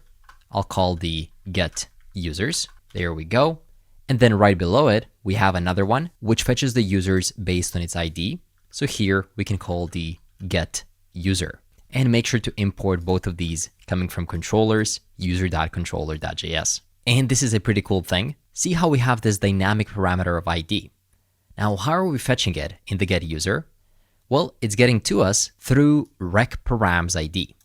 You know how through the post requests, we can pass a request body, but through get requests, we can also pass the data through the request parameters. So in this case, since it's called the ID, we can extract that ID value right from rec_params ID. Now, let's go ahead and test it out. I'll open up our HTTP client, and we'll want to target the API v1 and then users endpoint. And this time we're making a GET request. If you do this and click send, you'll be able to see create new user. Oh, looks like it didn't switch the request. So if you do it one more time and click send, now you can see the only user that we created with our name, email, and password. Now what we could do is maybe prevent regular users from making this call because it could expose all the users in the database. I'll show you how to do that very soon. But for now, let's grab this user's ID and let's make a request to the same URL, but append that ID right at the end and make a request. And now you can see the success true and data only for that user. This time, no password. But as I said, we need to be able to protect our routes. For example, this user details page should be private. And to do that, we can also use middleware. This time, we can think of it as authentication middleware. So right within middlewares, create a new file called auth.middleware.js and create a new function, const authorize, which will be equal to an asynchronous function that accepts the request, the response, and the next. and opens up a try and catch block. In the catch, we can run res.status of 401, which means unauthorized, and return a JSON output with a message of unauthorized, as well as pass some additional error information in form of the error message. But in the try, we can try to get access to the user's token by saying let token, and then having an if statement where we check for rec.headers.authorization, and if rec.headers.authorization starts with bearer. Typically, when you pass a token through the rec headers, it starts with the word bearer. It's just a protocol. So if that is the case, then we know that the token will be there, and we can say token is equal to rec.headers.authorization.split, and we'll split the word bearer and return just the second part of that string, which will be the actual token. We can go outside of that if and check if there is no token. In that case, we can return a res.status of 401 and a message of unauthorized. Else, if we do get the token, we have to verify it by saying const decoded is equal to jwt.verify, and you have to pass the token and our JWT secret coming from our env config. So make sure to import it from here, and also make sure to import the JWT from JSON Web Token. Once we decode it, we can check if the user still exists by fetching it from the database.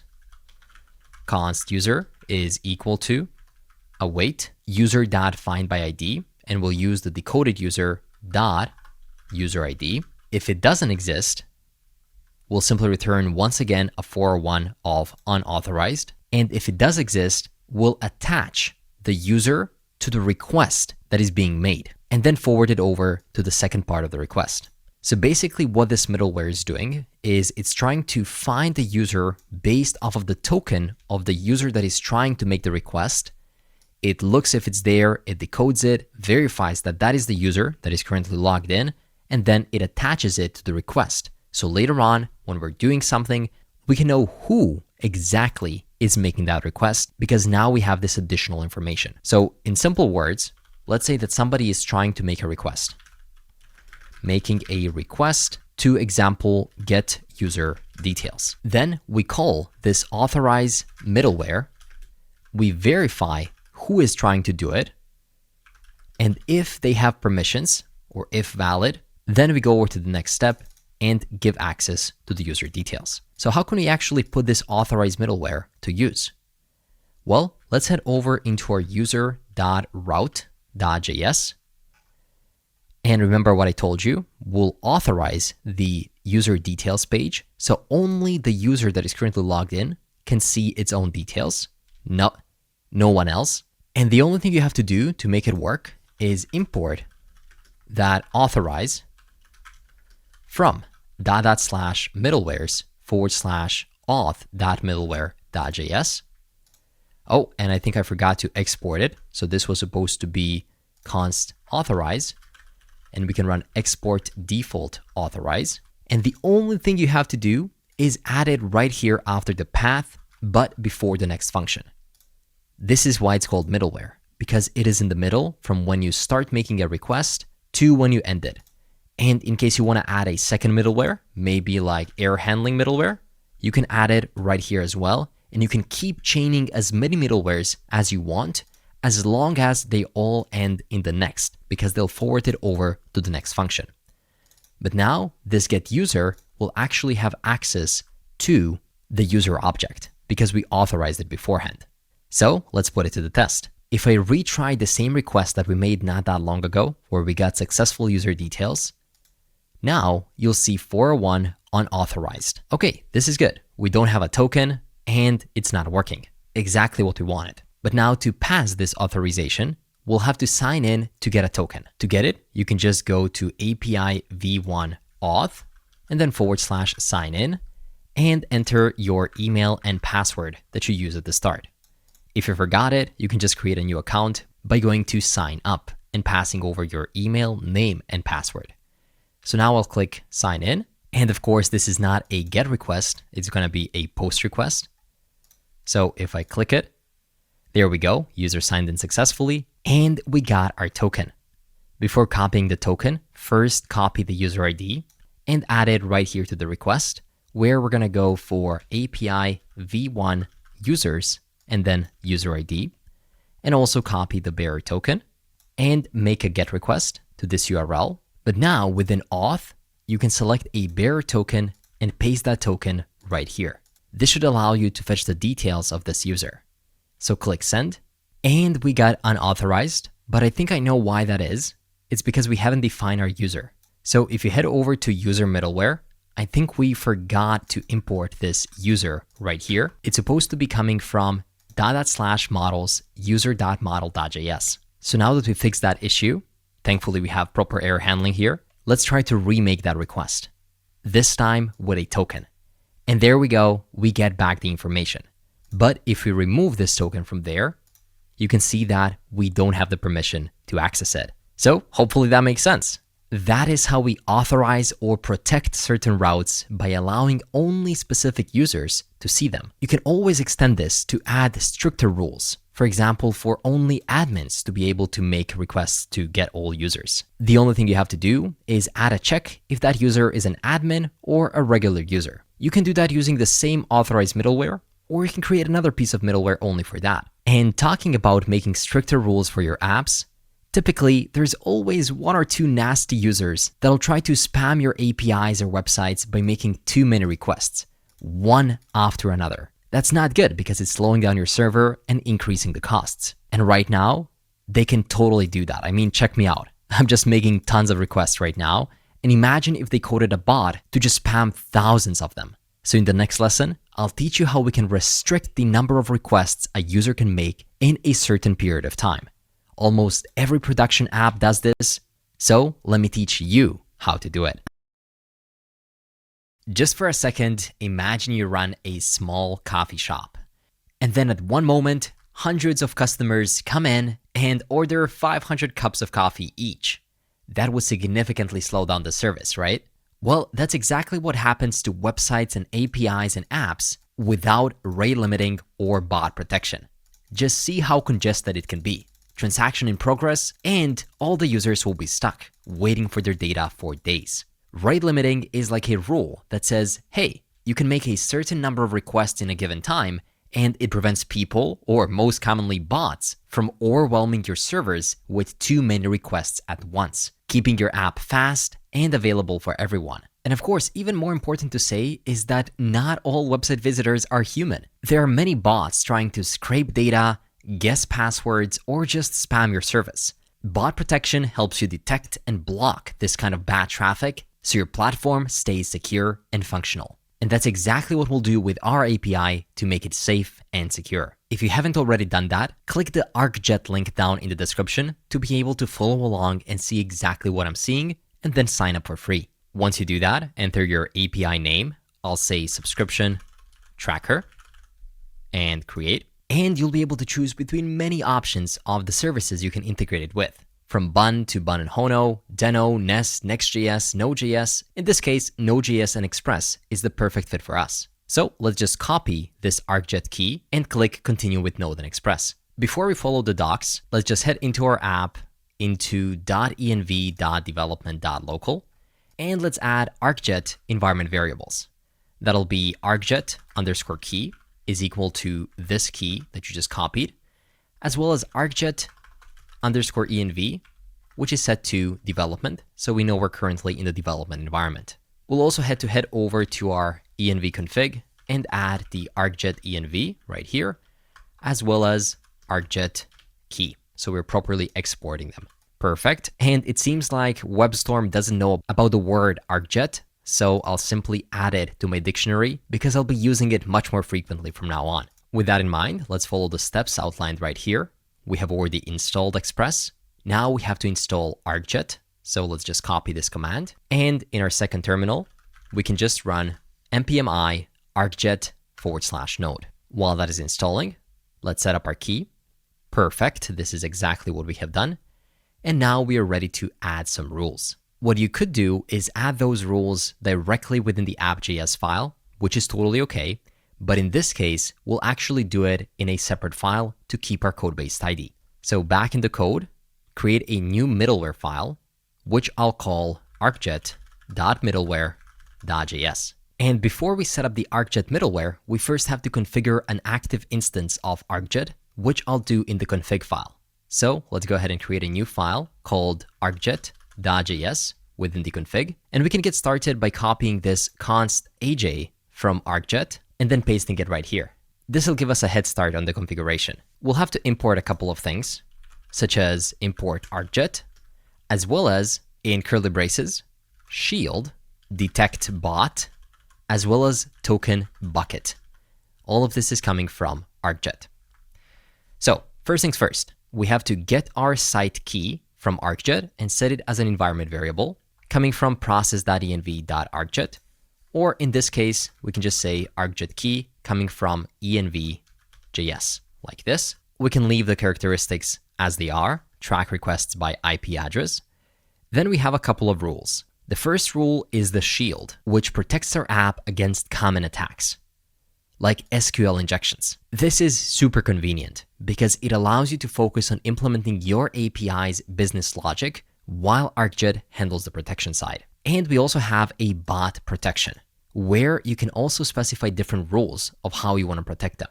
In this case, we're setting the mode to live, and under allow, we have category search engine, which allows search engines to access our site. If you want to turn it on for monitoring or preview, you can do that as well. I'll keep it as it is. And right below, we have something known as a token bucket. And this is used for rate limiting. If you head over to the docs for the rate limit configuration, you can see that each Arcjet rate limit rule has its own configuration depending on the algorithm used.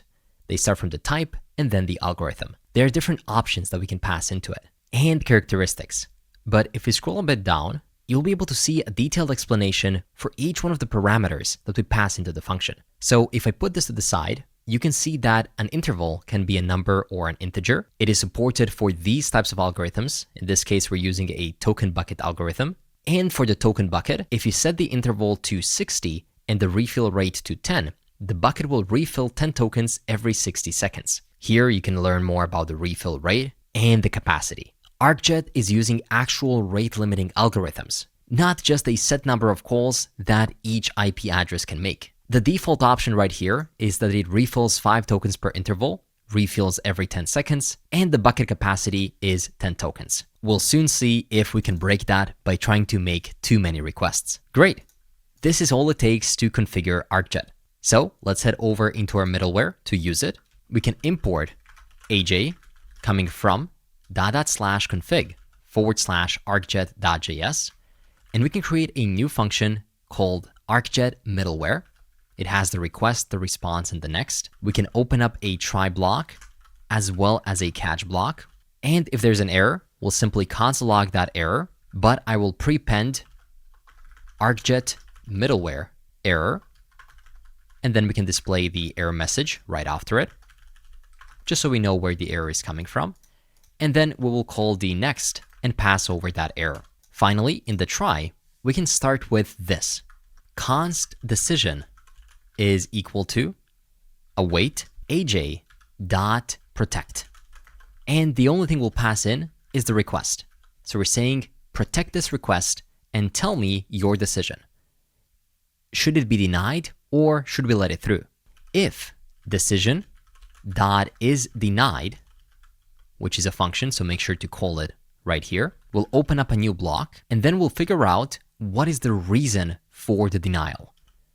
If decision dot reason dot is rate limit, if that is the case, we'll return a status of 429 with a JSON message of error, rate limit exceeded, or too many requests. We can actually put this in one line right here. We can have another if statement right within it, and we'll say if decision dot reason dot is bot. Okay, so we're implementing bot protection here. In that case, we'll return a red.stat status of 403 and say bot detected. If it's neither one of these, but if it's just denied, we'll return a 403 and say access denied. Now, outside of the if, that means that we're not denying the request to pass through. We'll just simply say next. Go to the next step, whether that's to create a subscription, create a user, or whatever you wanted to do with that request. Maybe order a coffee. So with this, we're implementing that additional layer of protection. Now let's export default that Arcjet middleware, and let's put it to use right within our app.js. Here we have all sorts of different middlewares, and we can also add the app.use Arcjet middleware, and make sure to import it from middlewares Arcjet middleware.js. So what do you say that we put it to the test? Let's just go back to Arcjet middleware one more time and make sure that we have properly implemented it. Oh, it looks like we're using a wait here, so I need to add async right at the top.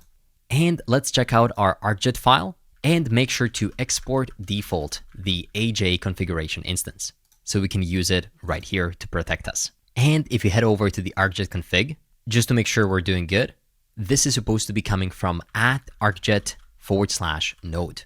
If we fix that, you'll see that our subscription tracker is now running on localhost 5500. Now, just before we test it, I want to explain how this token bucket algorithm works in a bit more detail. See, this algorithm is based on a bucket filled with a specific number of tokens. Each request withdraws a token from the bucket, and the bucket is refilled at a fixed rate. Once the bucket is empty, the client is blocked until the bucket refills. This is useful when you want to allow clients to make a burst of requests and then still be able to make requests at a slower rate.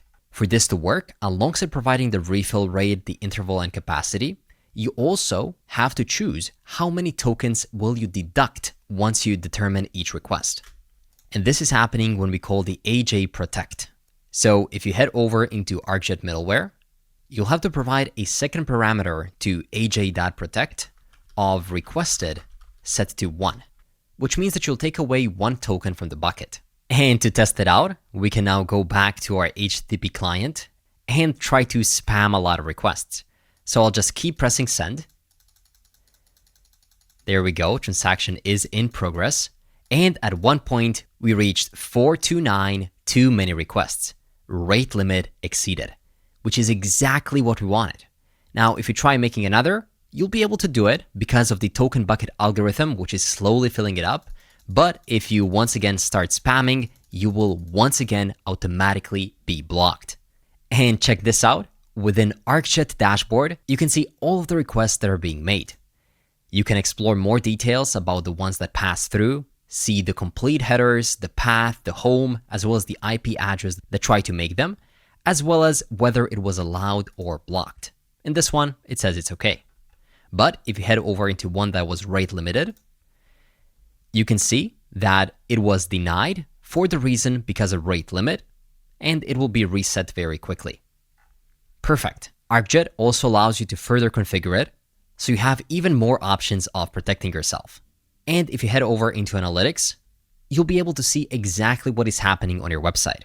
Are people spamming it, or are they using it politely? So with that in mind, now you know how to secure your APIs, but keep in mind that Arcjet also works with web applications, so you can very easily protect your web applications too. Great. Now that we know that we're protected, let's focus on our application's main functionality, and that is creating and tracking the subscriptions. Let's start with the most important part of our API, creating subscriptions and tracking them and canceling them. We'll do that by creating a new file in the controllers folder, which I'll call subscription.controller.js. Within here, we can create a new function, export const create subscription, which will get access to a request, a response, and next, and we'll open up a try and catch block. In the catch, we'll get the error, and we will simply pass it over to the next middleware. And in the try block, we can create a new subscription by making it equal to await subscription with a capital S, because this is referring to a subscription model, dot create. And then we can pass in an object of the subscription details we want to create, where we will spread the entire request.body, meaning everything that the user passes into this call, as well as user is set to rec.user._id. because we have to know which user is trying to create this subscription. And this rec user is not a part of the rec body because it's coming from the auth middleware that we put before creating any subscription. To do that, we have to go over to subscription routes, and where we have create subscription, we have to call the authorize function right here one step before it. This will populate the request.user with the user information that's currently logged in. And if they're not logged in, they won't be able to create a subscription. This is a very simple thing to do, but not everybody does it.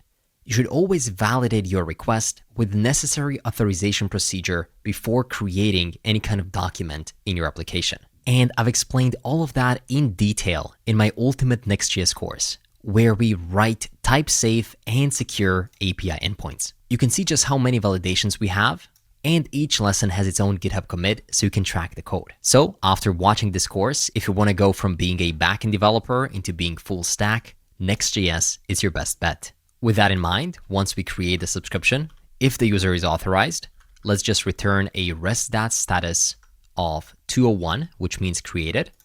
And we can also pass in an object where success property will be set to true, as well as data will be set to be the subscription that was just created. Now we can get back to the subscription routes, and instead of simply saying title create subscription, after calling authorize, here we can call create subscription, coming from controllers subscription.controller.js. So let's test it out. I'll go to my HTTP client and I'll head over to API v1, not users, but subscriptions. Once again, make sure that your authorization header is right here, but it is possible that it will be expired if some time has passed. So if that is the case, you'll have to log in once again and then add it here, just to simulate the fact that you're logged in. After that, we can change this to a post request, and we have to fill in the post body. You have to fill it in with all the necessary information, such as the name of the subscription, like Netflix Premium, the price, $15.99 with a currency of USD, frequency of monthly, category of entertainment, I believe we used lowercase characters, and for the start date, you can put any date in the past. Feel free to copy what I have right here, 2024-02-01, and I'm not sure if you need these additional characters as well.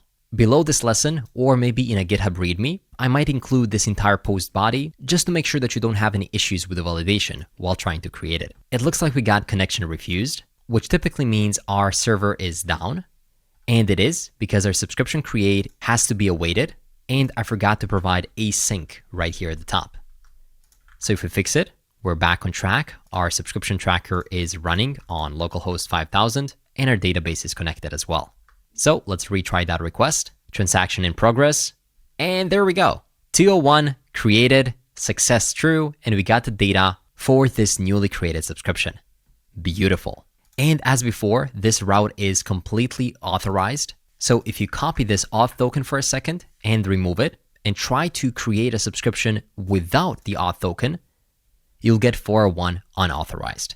So let's make sure that we have it here. Now let's create another controller that'll give us all subscriptions created by a user, just so we can be sure that we have indeed created a subscription. We can do that by saying export const get user subscriptions, which will be equal to an asynchronous function where we get the request, the response, and the next.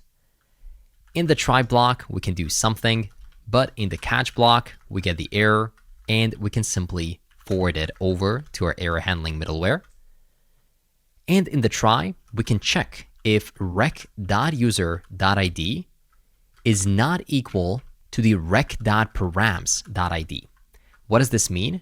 Well, this means check if the user is the same as the one in the token. So if the currently logged in user is trying to get its own subscriptions, if we're trying to get it for somebody else, it should not work. So we can create a new error by saying new error, you are not the owner of this account.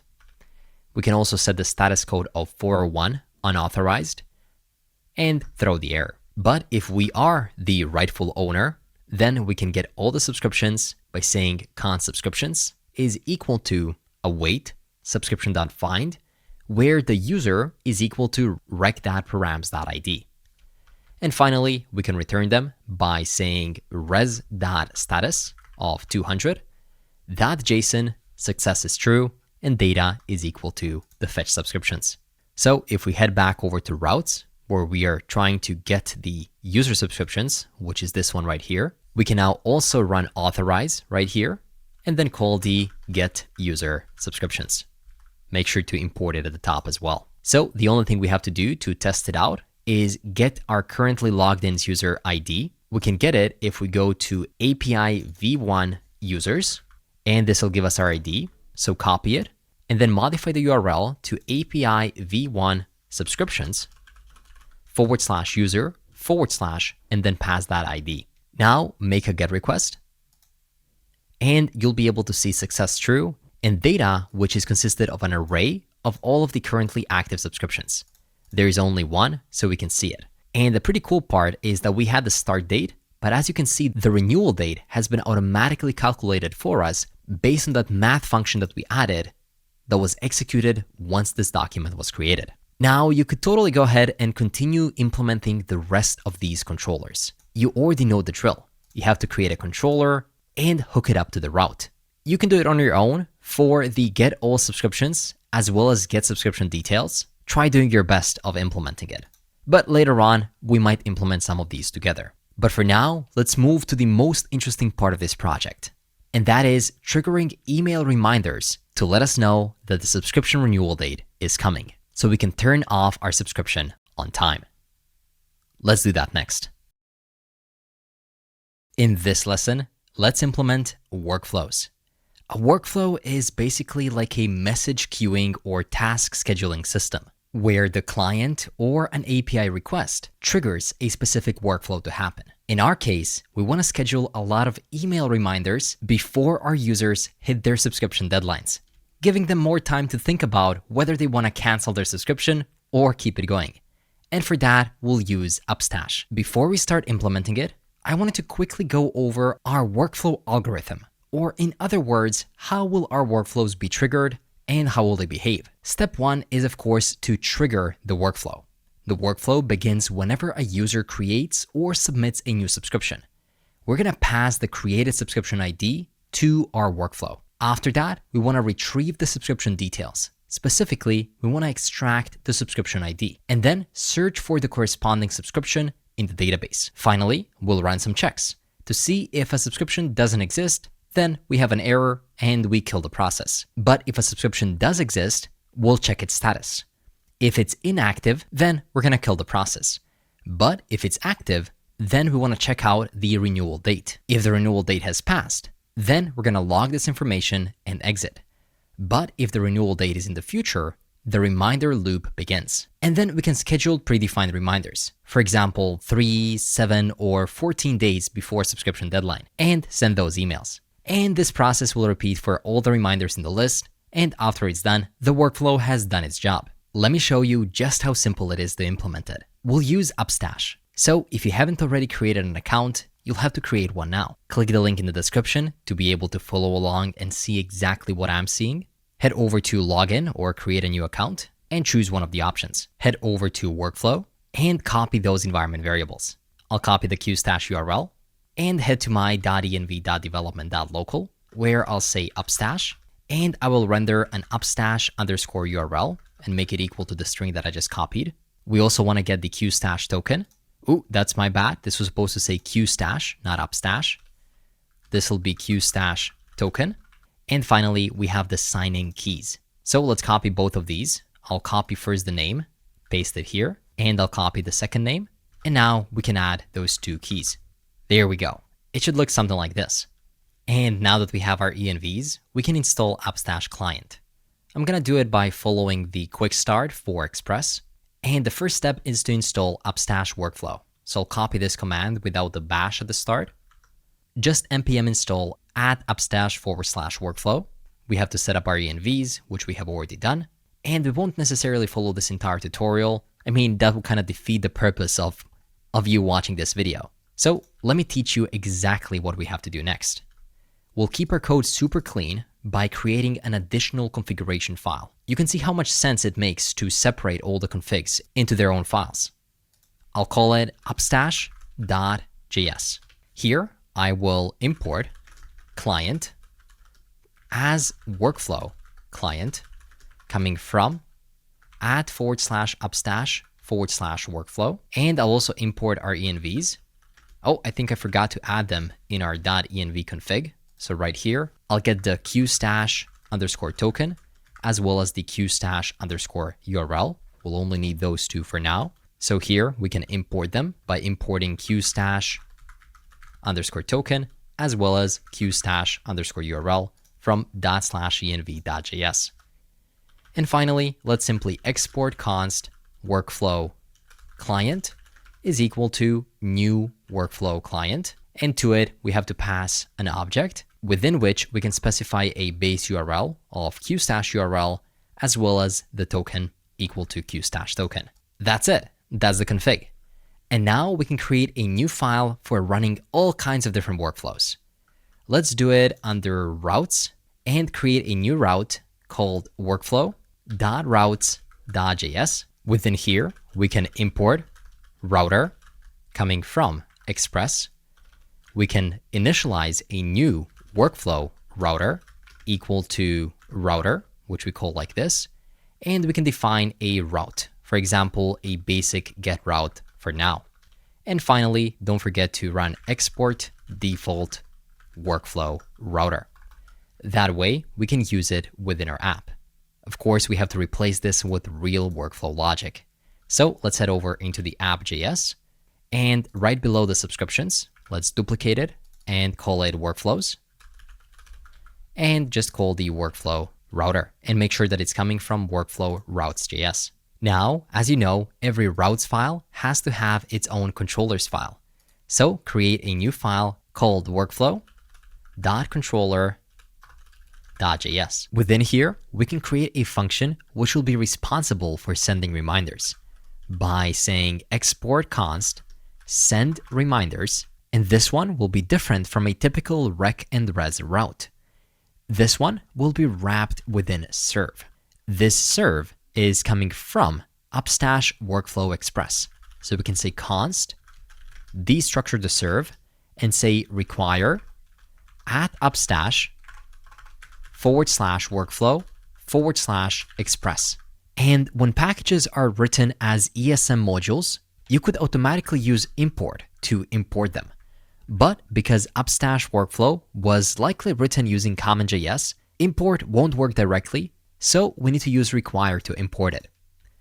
But in our package.json, we have switched type to module, which means that we only can have imports. So one way to go over that and still allow this single require statement is to say import destructure create require, and that's coming from module. And then we can say const require is equal to create require and import that meta.url. And this will allow us to nicely import this Upstash workflow. Now we are wrapping this function with a serve, and the only thing it'll have is an async function that'll give us access to the context of that workflow.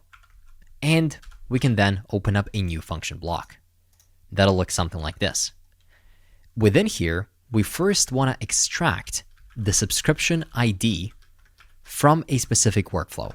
So let's say subscription ID is equal to context.request payload. So when we trigger a specific workflow, we will pass the ID of the subscription that workflow is for.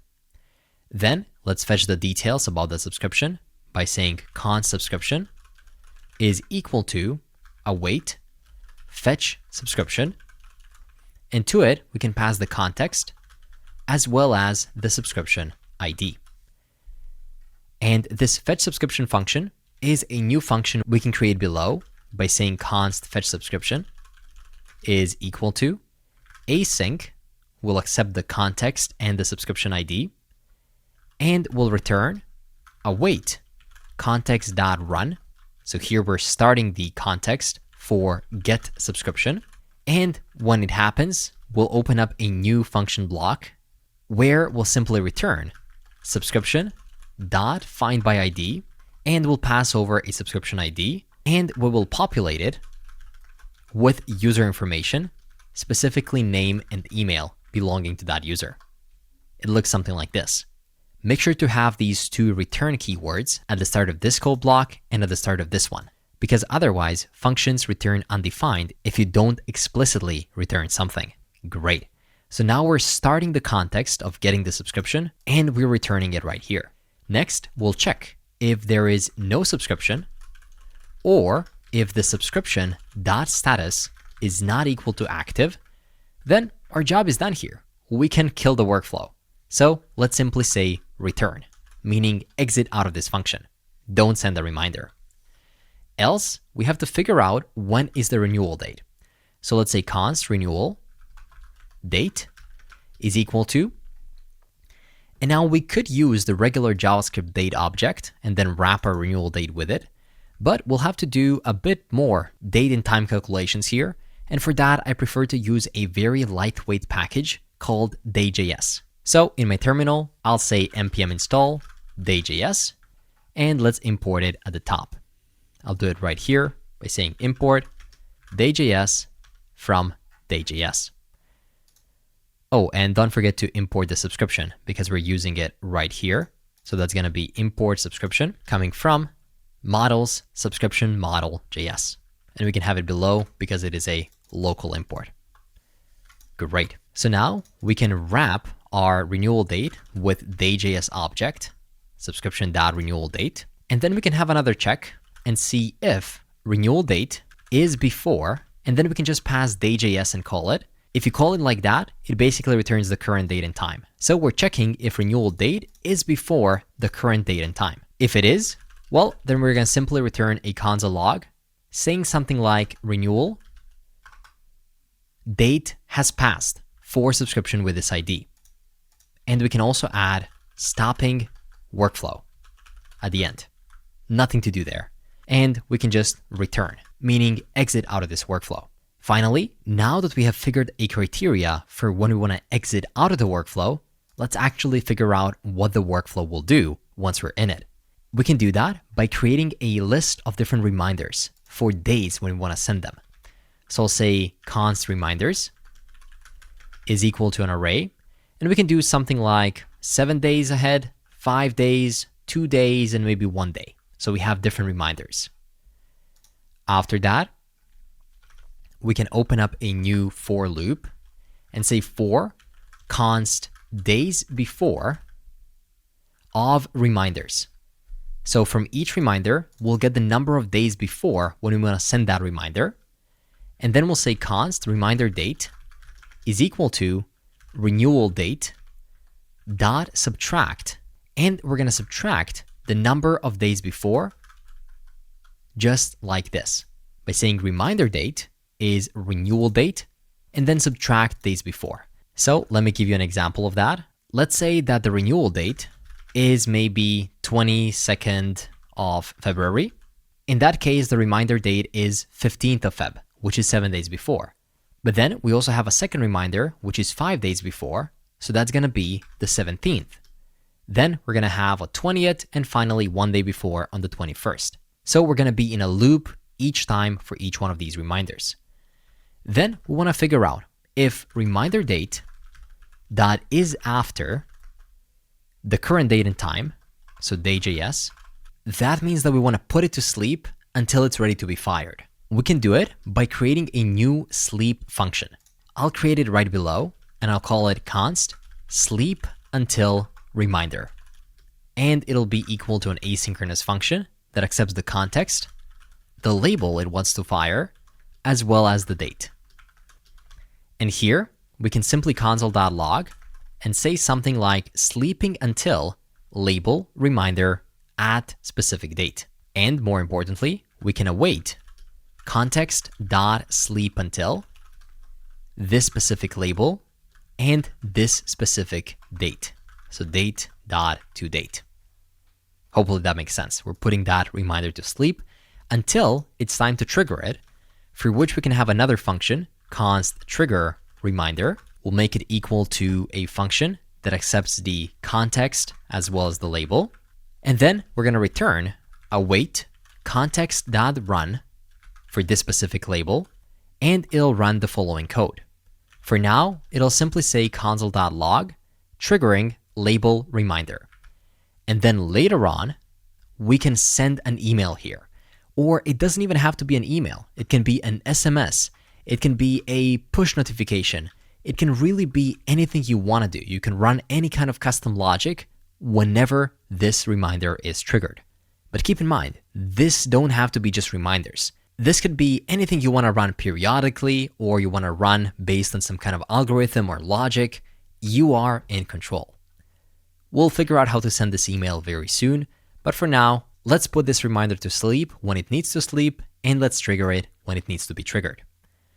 In this if statement, I'll say await, sleep until reminder, and I'll pass a context to it, and I'll pass the label. The label will look something like this. Reminder, days before, this is going to be the actual number, like 5 days before, and then finally, I'll pass the reminder date. Outside of this if statement, we're actually ready to trigger the reminder, so I'll say await, trigger reminder, we're going to pass in the context, and we'll say reminder for 5 days before, for example. So let's figure out these functions. First, we're fetching the subscriptions. We're checking if that renewal date is maybe in the past, or if the subscription doesn't exist, or if the status is not active. In all of these cases, we just stop the reminders from going. But once we figure out that it is an active subscription and it has a renewal date that is in the future, we map over all of the reminders that we specified, like 5 days before, 7 days, 2 days, 1 day, and then we figure out when to put it to sleep and when to actually trigger it. And we use these helper functions, such as sleep until or trigger, to make it do its job. And let's trigger the workflow. We'll do it right after the subscription gets created. The only thing we have to do is say await, workflow, client, this is coming from Upstash, so imported at the top, dot trigger, and we're going to pass in an object of additional info for this workflow we want to trigger. First, it needs a URL. So which API endpoint do we have to call to be able to run this workflow? It'll be starting with server _URL, and you'll have to add it over in your env.development.local. So scroll to the top, and if you haven't already, and I don't believe you have, you can add this server _URL is equal to, and put your current localhost address, http:// localhost 5500. Usually, you would have to deploy the entire app and use a production URL to test any kind of scheduling type of workflow, or use something called ngrok to do it. It has a super complex setup. But luckily for us, Upstash provides an easy local development server that won't just save you time and a lot of headache from going through complex setups, but also save you money from running all of those test workflows. You have unlimited tests here. So let me show you how to do it. I'll open up a third terminal, which will run our local development server. And for now, I'll run npx @upstash/qstash-cli dev. It'll ask us whether we want to install that package. I'll say, why? Go ahead. As soon as you do that, in the terminal, you'll get a URL and a dummy token. Copy those and add them over to .env.development.local. Let's add them below current Upstash envs, and then move the original ones over to our second .env file, .env.production.local. So this is going to be Upstash, and I'll paste them right here. Oh, and this is important. Check out this sample curl request that Upstash has given us to test this out. Hidden within it, there's a qstash URL. So copy the starting part of this up to the 8080 part, and then head back to the development part and say qstash_URL and make it equal to this http://127.0.0.1.80.80. So now we have two different instances of Upstash, one for testing in development and one for production. Also, in production, we need these qstash current and next signing keys, but in development, we don't actually need them. So I will completely remove them from development. You need to remove them in order for everything to work. Let's actually copy this entire curl request, and let's leave this third terminal to be running. I'll rename it as Upstash. The first one will be our own server, so I will rename it to server. And within this terminal, which I'll simply call terminal, we can run some additional commands. such as running this curl command that was given to us by Upstash. I'll press enter, and you can see that we get back a message ID of message 2kxd. This is a random workflow ID generated for us in the terminal, which means that our workflows are indeed generating locally. But let's not forget the workflow routes. If you think about it, we never actually got the opportunity to use the send reminders workflow that we created not that long ago. Of course, this one right here is the one I'm referring to, send reminders. So we'll call it once we hit this endpoint, which is supposed to trigger the workflow. I simply have to say send reminders and import it from controllers workflow controller.js. But then when are we actually going to fire it? Well, the answer lies in the subscription controller, because here we have defined the URL. So it's going to be API v1 workflows and then /subscription/reminder. And it is a post request. So let's say workflow router.post /subscription/reminder. And then we call this send reminders function. Now we are ready to test it out. Back in our HTTP client, I prepared my route of localhost 5500 API v1 subscriptions. I have my bearer token right here, as well as the body of the new subscription I'm trying to make. This is a subscription for JS Mastery Pro Elite membership. We have the price, the currency, and the category, as well as the start date. So what do you say that we give it a shot? I'll click send, and we get a 201 created. That's amazing. But hey, this worked before. This is nothing new. So what matters more here is that now, alongside the newly created subscription, we also get a workflow run ID. It ends with ONG. Okay, so let's see if we get anything in the terminal. Back into the code, if you go to the Upstash terminal, you'll see that we have some kind of a message ID with a workflow run ONG. But now if you head into your server terminal, it looks like we got a small type error. This converting circular structure to JSON, especially when mentioning a Mongo client object, typically refers to forgetting to pass an async or an await before some kind of a mongoose action. So if we head over into workflow controller and pay attention to the only mongoose call we're making here, subscription.findById, we actually have to turn this function into an asynchronous function. That'll resolve the error. Also, if I scroll a bit above, you'll notice that here I said subscription status is not active, but this active is actually an undefined variable.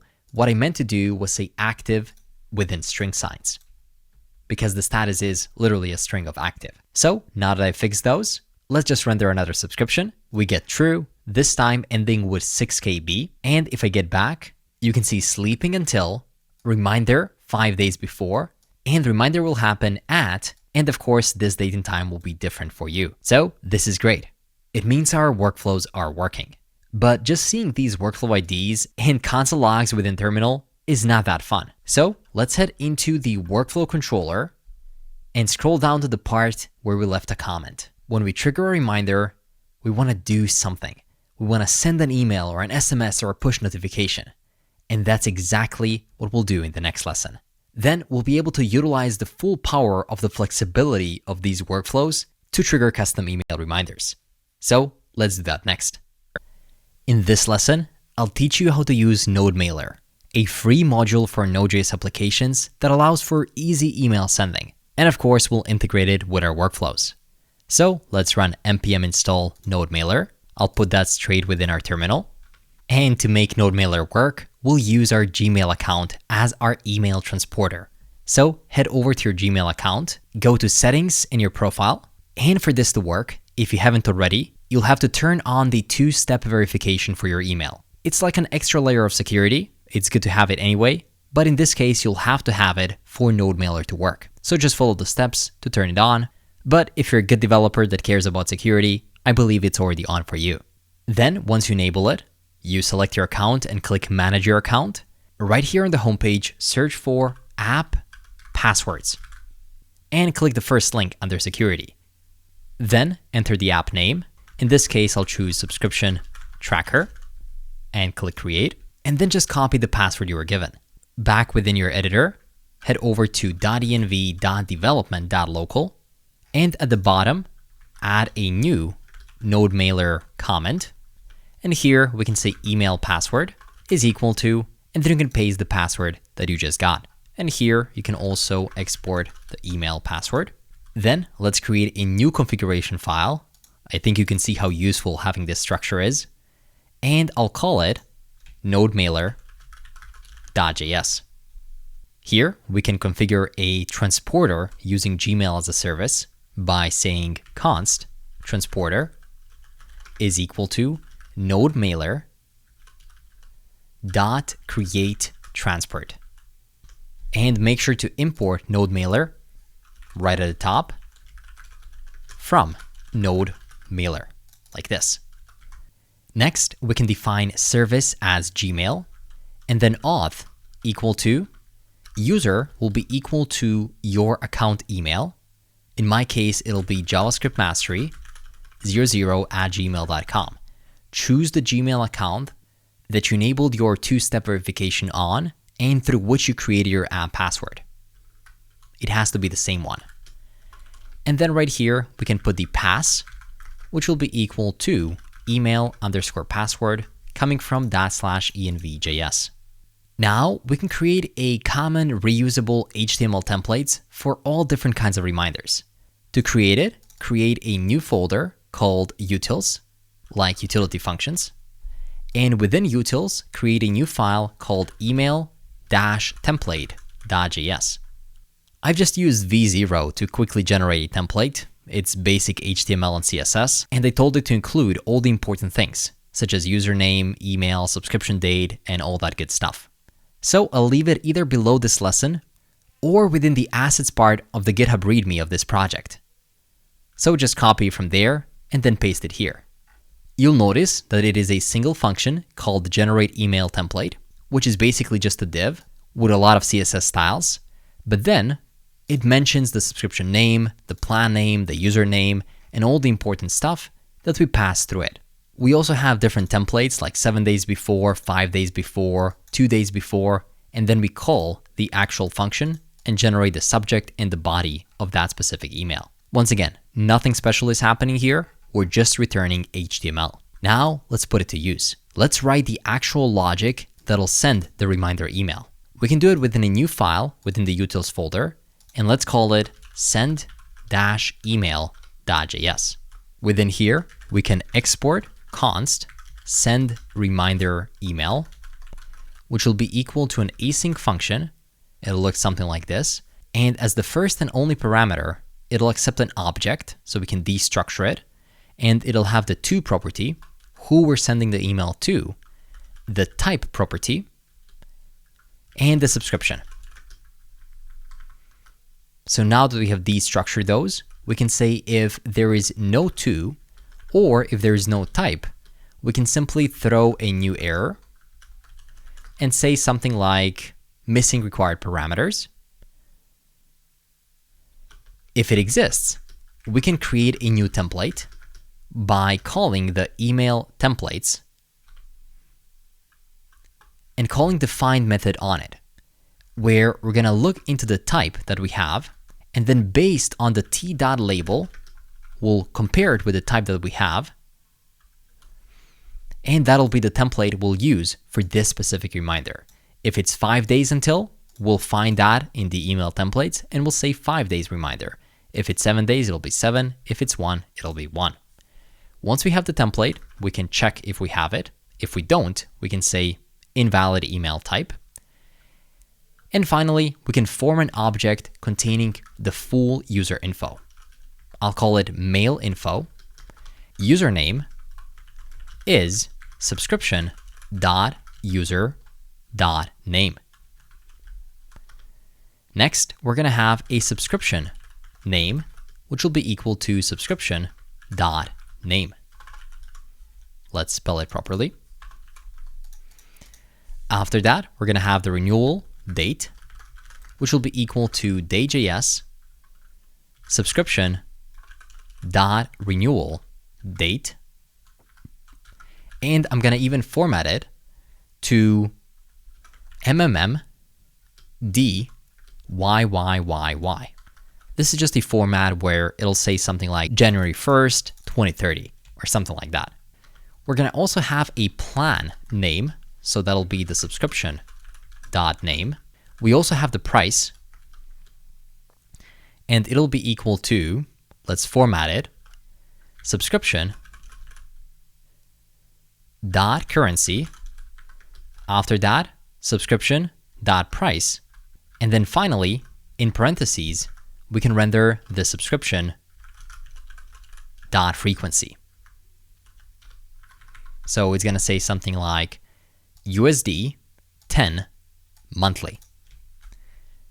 And we can also render a payment method, which will be equal to subscription dot payment method. Perfect. Finally, let's form the actual message by saying const message is equal to template dot generate body, and we'll generate the mail info. And finally, there is the subject of that email, which will be equal to template dot generate subject. We'll pass the mail info. And finally, we can form the final mail options by saying const mail options is equal to from will be equal to the account email, to will be equal to subject will be equal to subject, and finally HTML will be equal to the message that is coming from the template. Oh, and let's make sure that we know where this account email is coming from. It has to be the same as the one that we have chosen right here in node mailer config. So we could actually separate it from here and export it by saying export const account email is equal to, and now I can copy this string, put it here, so I can refer to the account email, and then we're exporting it, and back in the send email, we can import this account email coming from config nodemailer.js. Finally, from the node mailer, we'll also import our instance of the transporter with our configuration. And now that we have all the information, we can say transporter dot send mail with all the mail options. And as the second parameter, we're going to get access to the error or the information for that email. And if there is an error, we will simply return a console log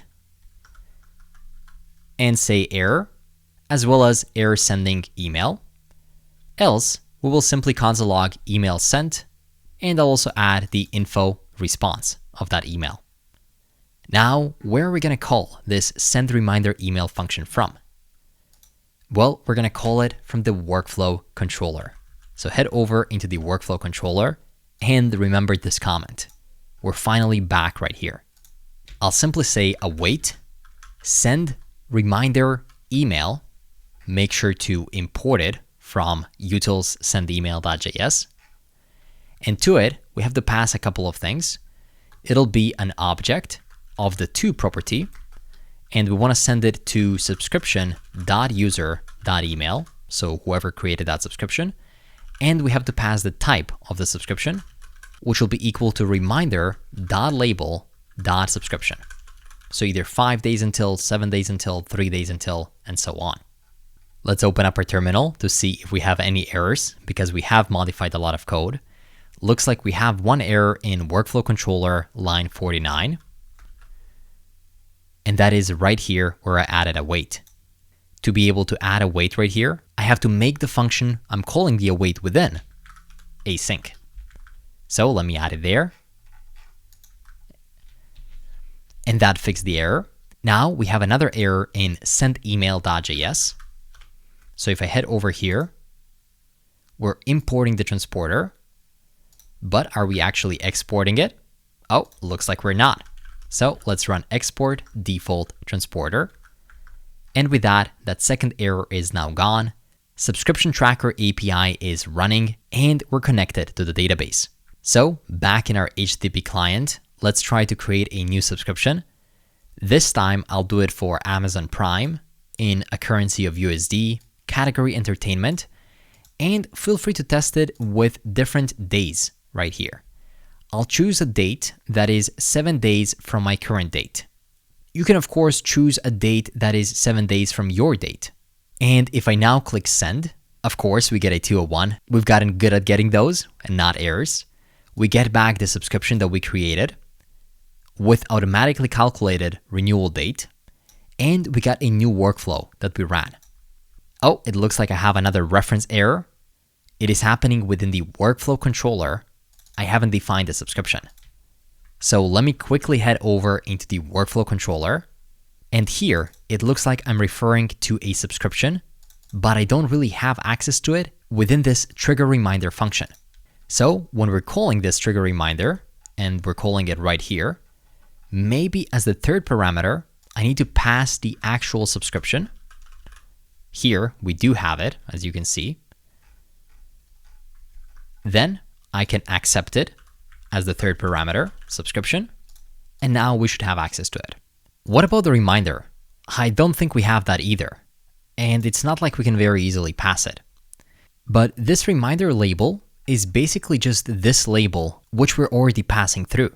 And this label has to exactly match the one within email templates, where it says 7 days before reminder, 5 days before reminder, 2 days before reminder, and 1 day before reminder.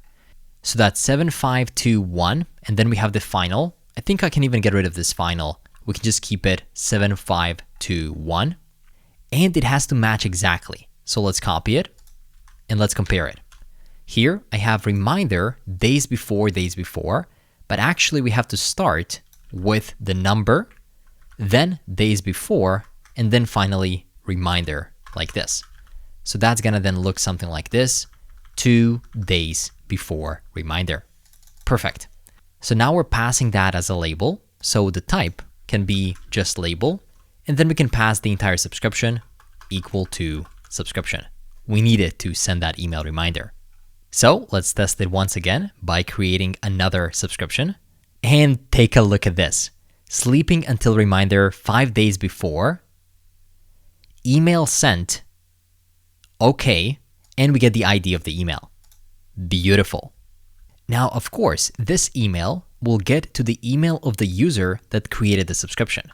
So if you want to know which one is that, you can copy the ID of the user that created the subscription and then go to get localhost API v1 users and then paste over that user ID and you'll get your email right here. And check this out. What a nice caption right here. Reminder, your Amazon Prime subscription renews in 7 days. Hello, Adrian, your Amazon Prime subscription is set to renew. Plan, price, payment method. If you'd like to make changes or cancel the subscription, visit your account settings before the renewal date or contact our team. Of course, none of these links are real, but you get the idea of what is possible by creating your own API, now with workflows allowing you to trigger and send emails to people that want to get reminded.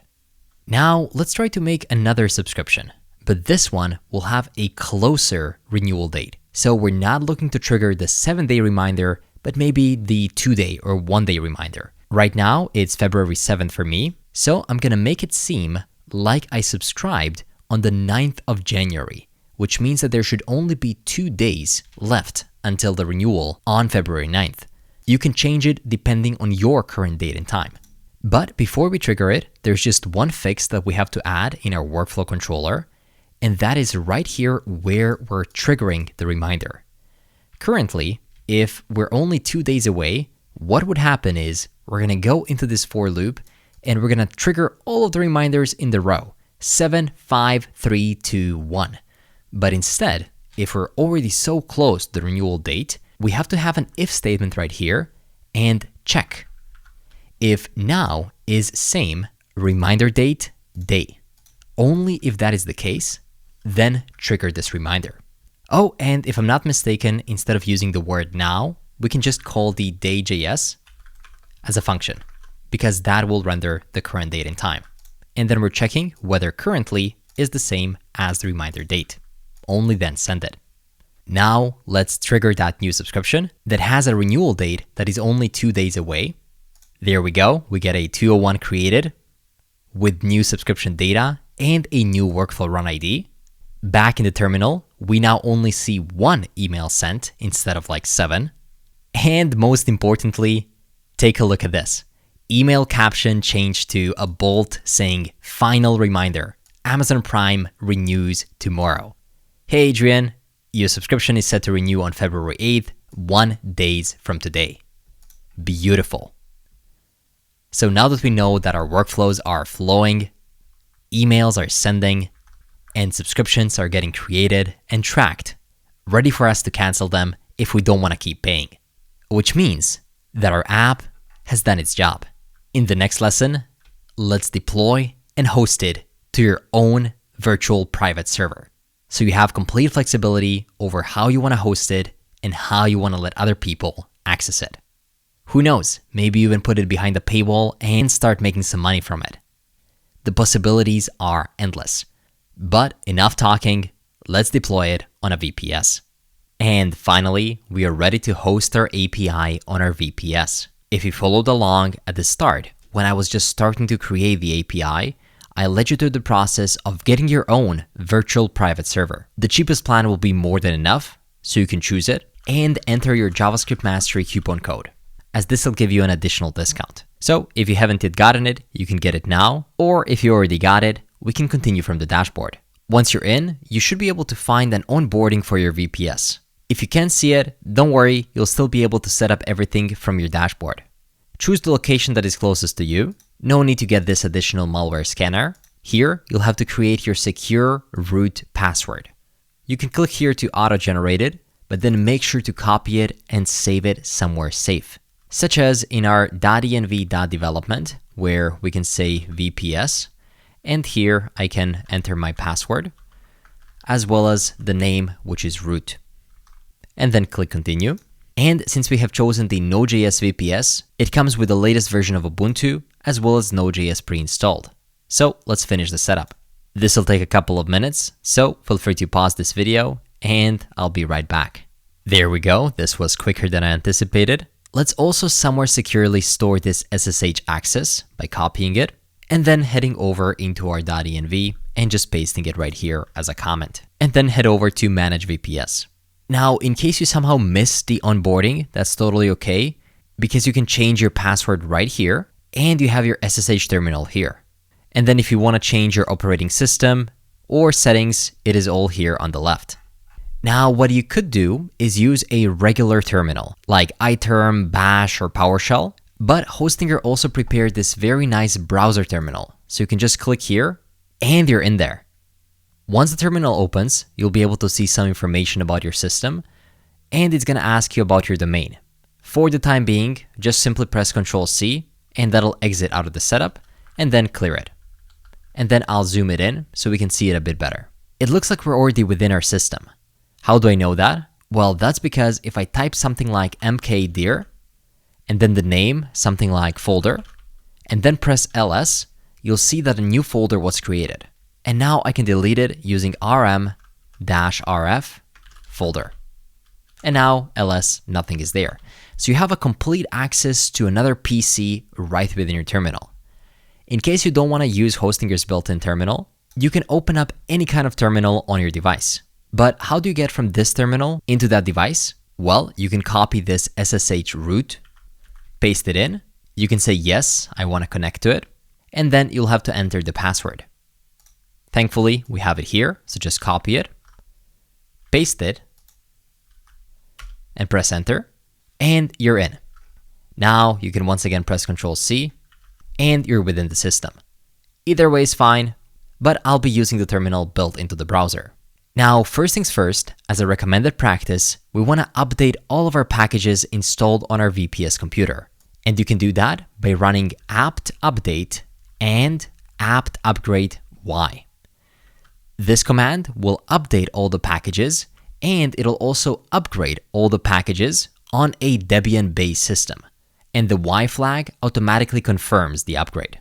This could take about a minute, but it's good to know that all of our packages will be updated and upgraded.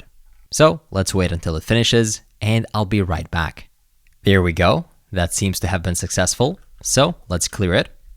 And now, since we'll be developing a Node.js application, let's install it by running apt install node.js. If you're using Bun or Deno, you would install it here. But thankfully in our case, this VPS already came in with the latest version of Node.js installed. So we're good, and we can verify it by running node-v. If you get any kind of number here, you're good. And for some reason, this Node.js installation does not come with the respective npm package manager. So let's install it separately by running apt install npm. Now it looks like there are some problems, but let's just check whether we have a version of npm install by running npm-v. And we do get it. That means we're good. But in addition to the node manager, we also need a system-wide process manager that will ensure that our tasks continue running even after crashes or reboots and automatically restart them in the background on our VPS server in case of failure. There's an npm package that we can install for that called pm2. So just run npm install -g pm2.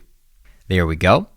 And on top of that, we'll also need a Git system installed so we can easily transfer our codebase from our local device to GitHub and then to the VPS. While there are other methods, I found Git to be the simplest, especially for updating the API even after making changes. To install it, simply run apt install git-y. Super simple. Now head over to GitHub and create a new repo. You can call it however your API is called. In this case, I'll say something like subscription tracker, and I'll click create repo. Then open up your terminal and run git init, git add dot, git commit -m, initial commit, git branch m main, and then copy this git remote add origin, as well as git push u origin main. In a matter of a second, the entire codebase will be pushed to main, and then you'll have to grab this link so we can clone it over to our VPS machine. So back in our VPS terminal, you can now say git clone, and you can paste the URL you just copied. It'll clone it, and then you can press ls. ls stands for list, and it's a command that simply lists files and directories in the current directory in your operating system. Since we don't have a visual graphical user interface, we use it to see available files and folders. Here, you can see the folder we created. Now, we have to set up a couple of things inside of it. So to navigate inside of that folder in a Unix-based system, we can use the cd command. cd stands for change directory, and it's used to navigate between different directories.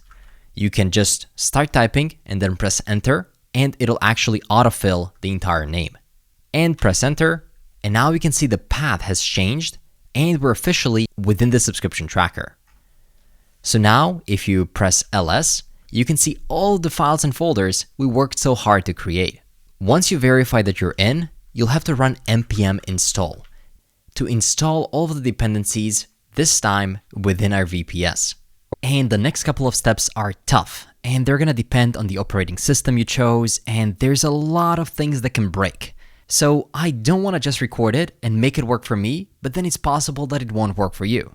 That wouldn't be a good video. So for that reason, I decided to create a completely free VPS hosting and debugging guide, where I'll list all the steps one by one with debugging instructions, so if something goes wrong, you can easily fix it. I'll link it somewhere below this lesson or in the GitHub README of this repo. You'll be able to follow along and finish it there. But with that in mind, this was a huge course, so pat yourself on the back because you built your own API. But as I said, we're not finishing here. In the free guide that'll always be up to date, you can finish this course and deploy this API to a VPS so it becomes publicly and globally accessible. Thank you so much for watching, and I'll see you in the next one. Until then, have a wonderful day.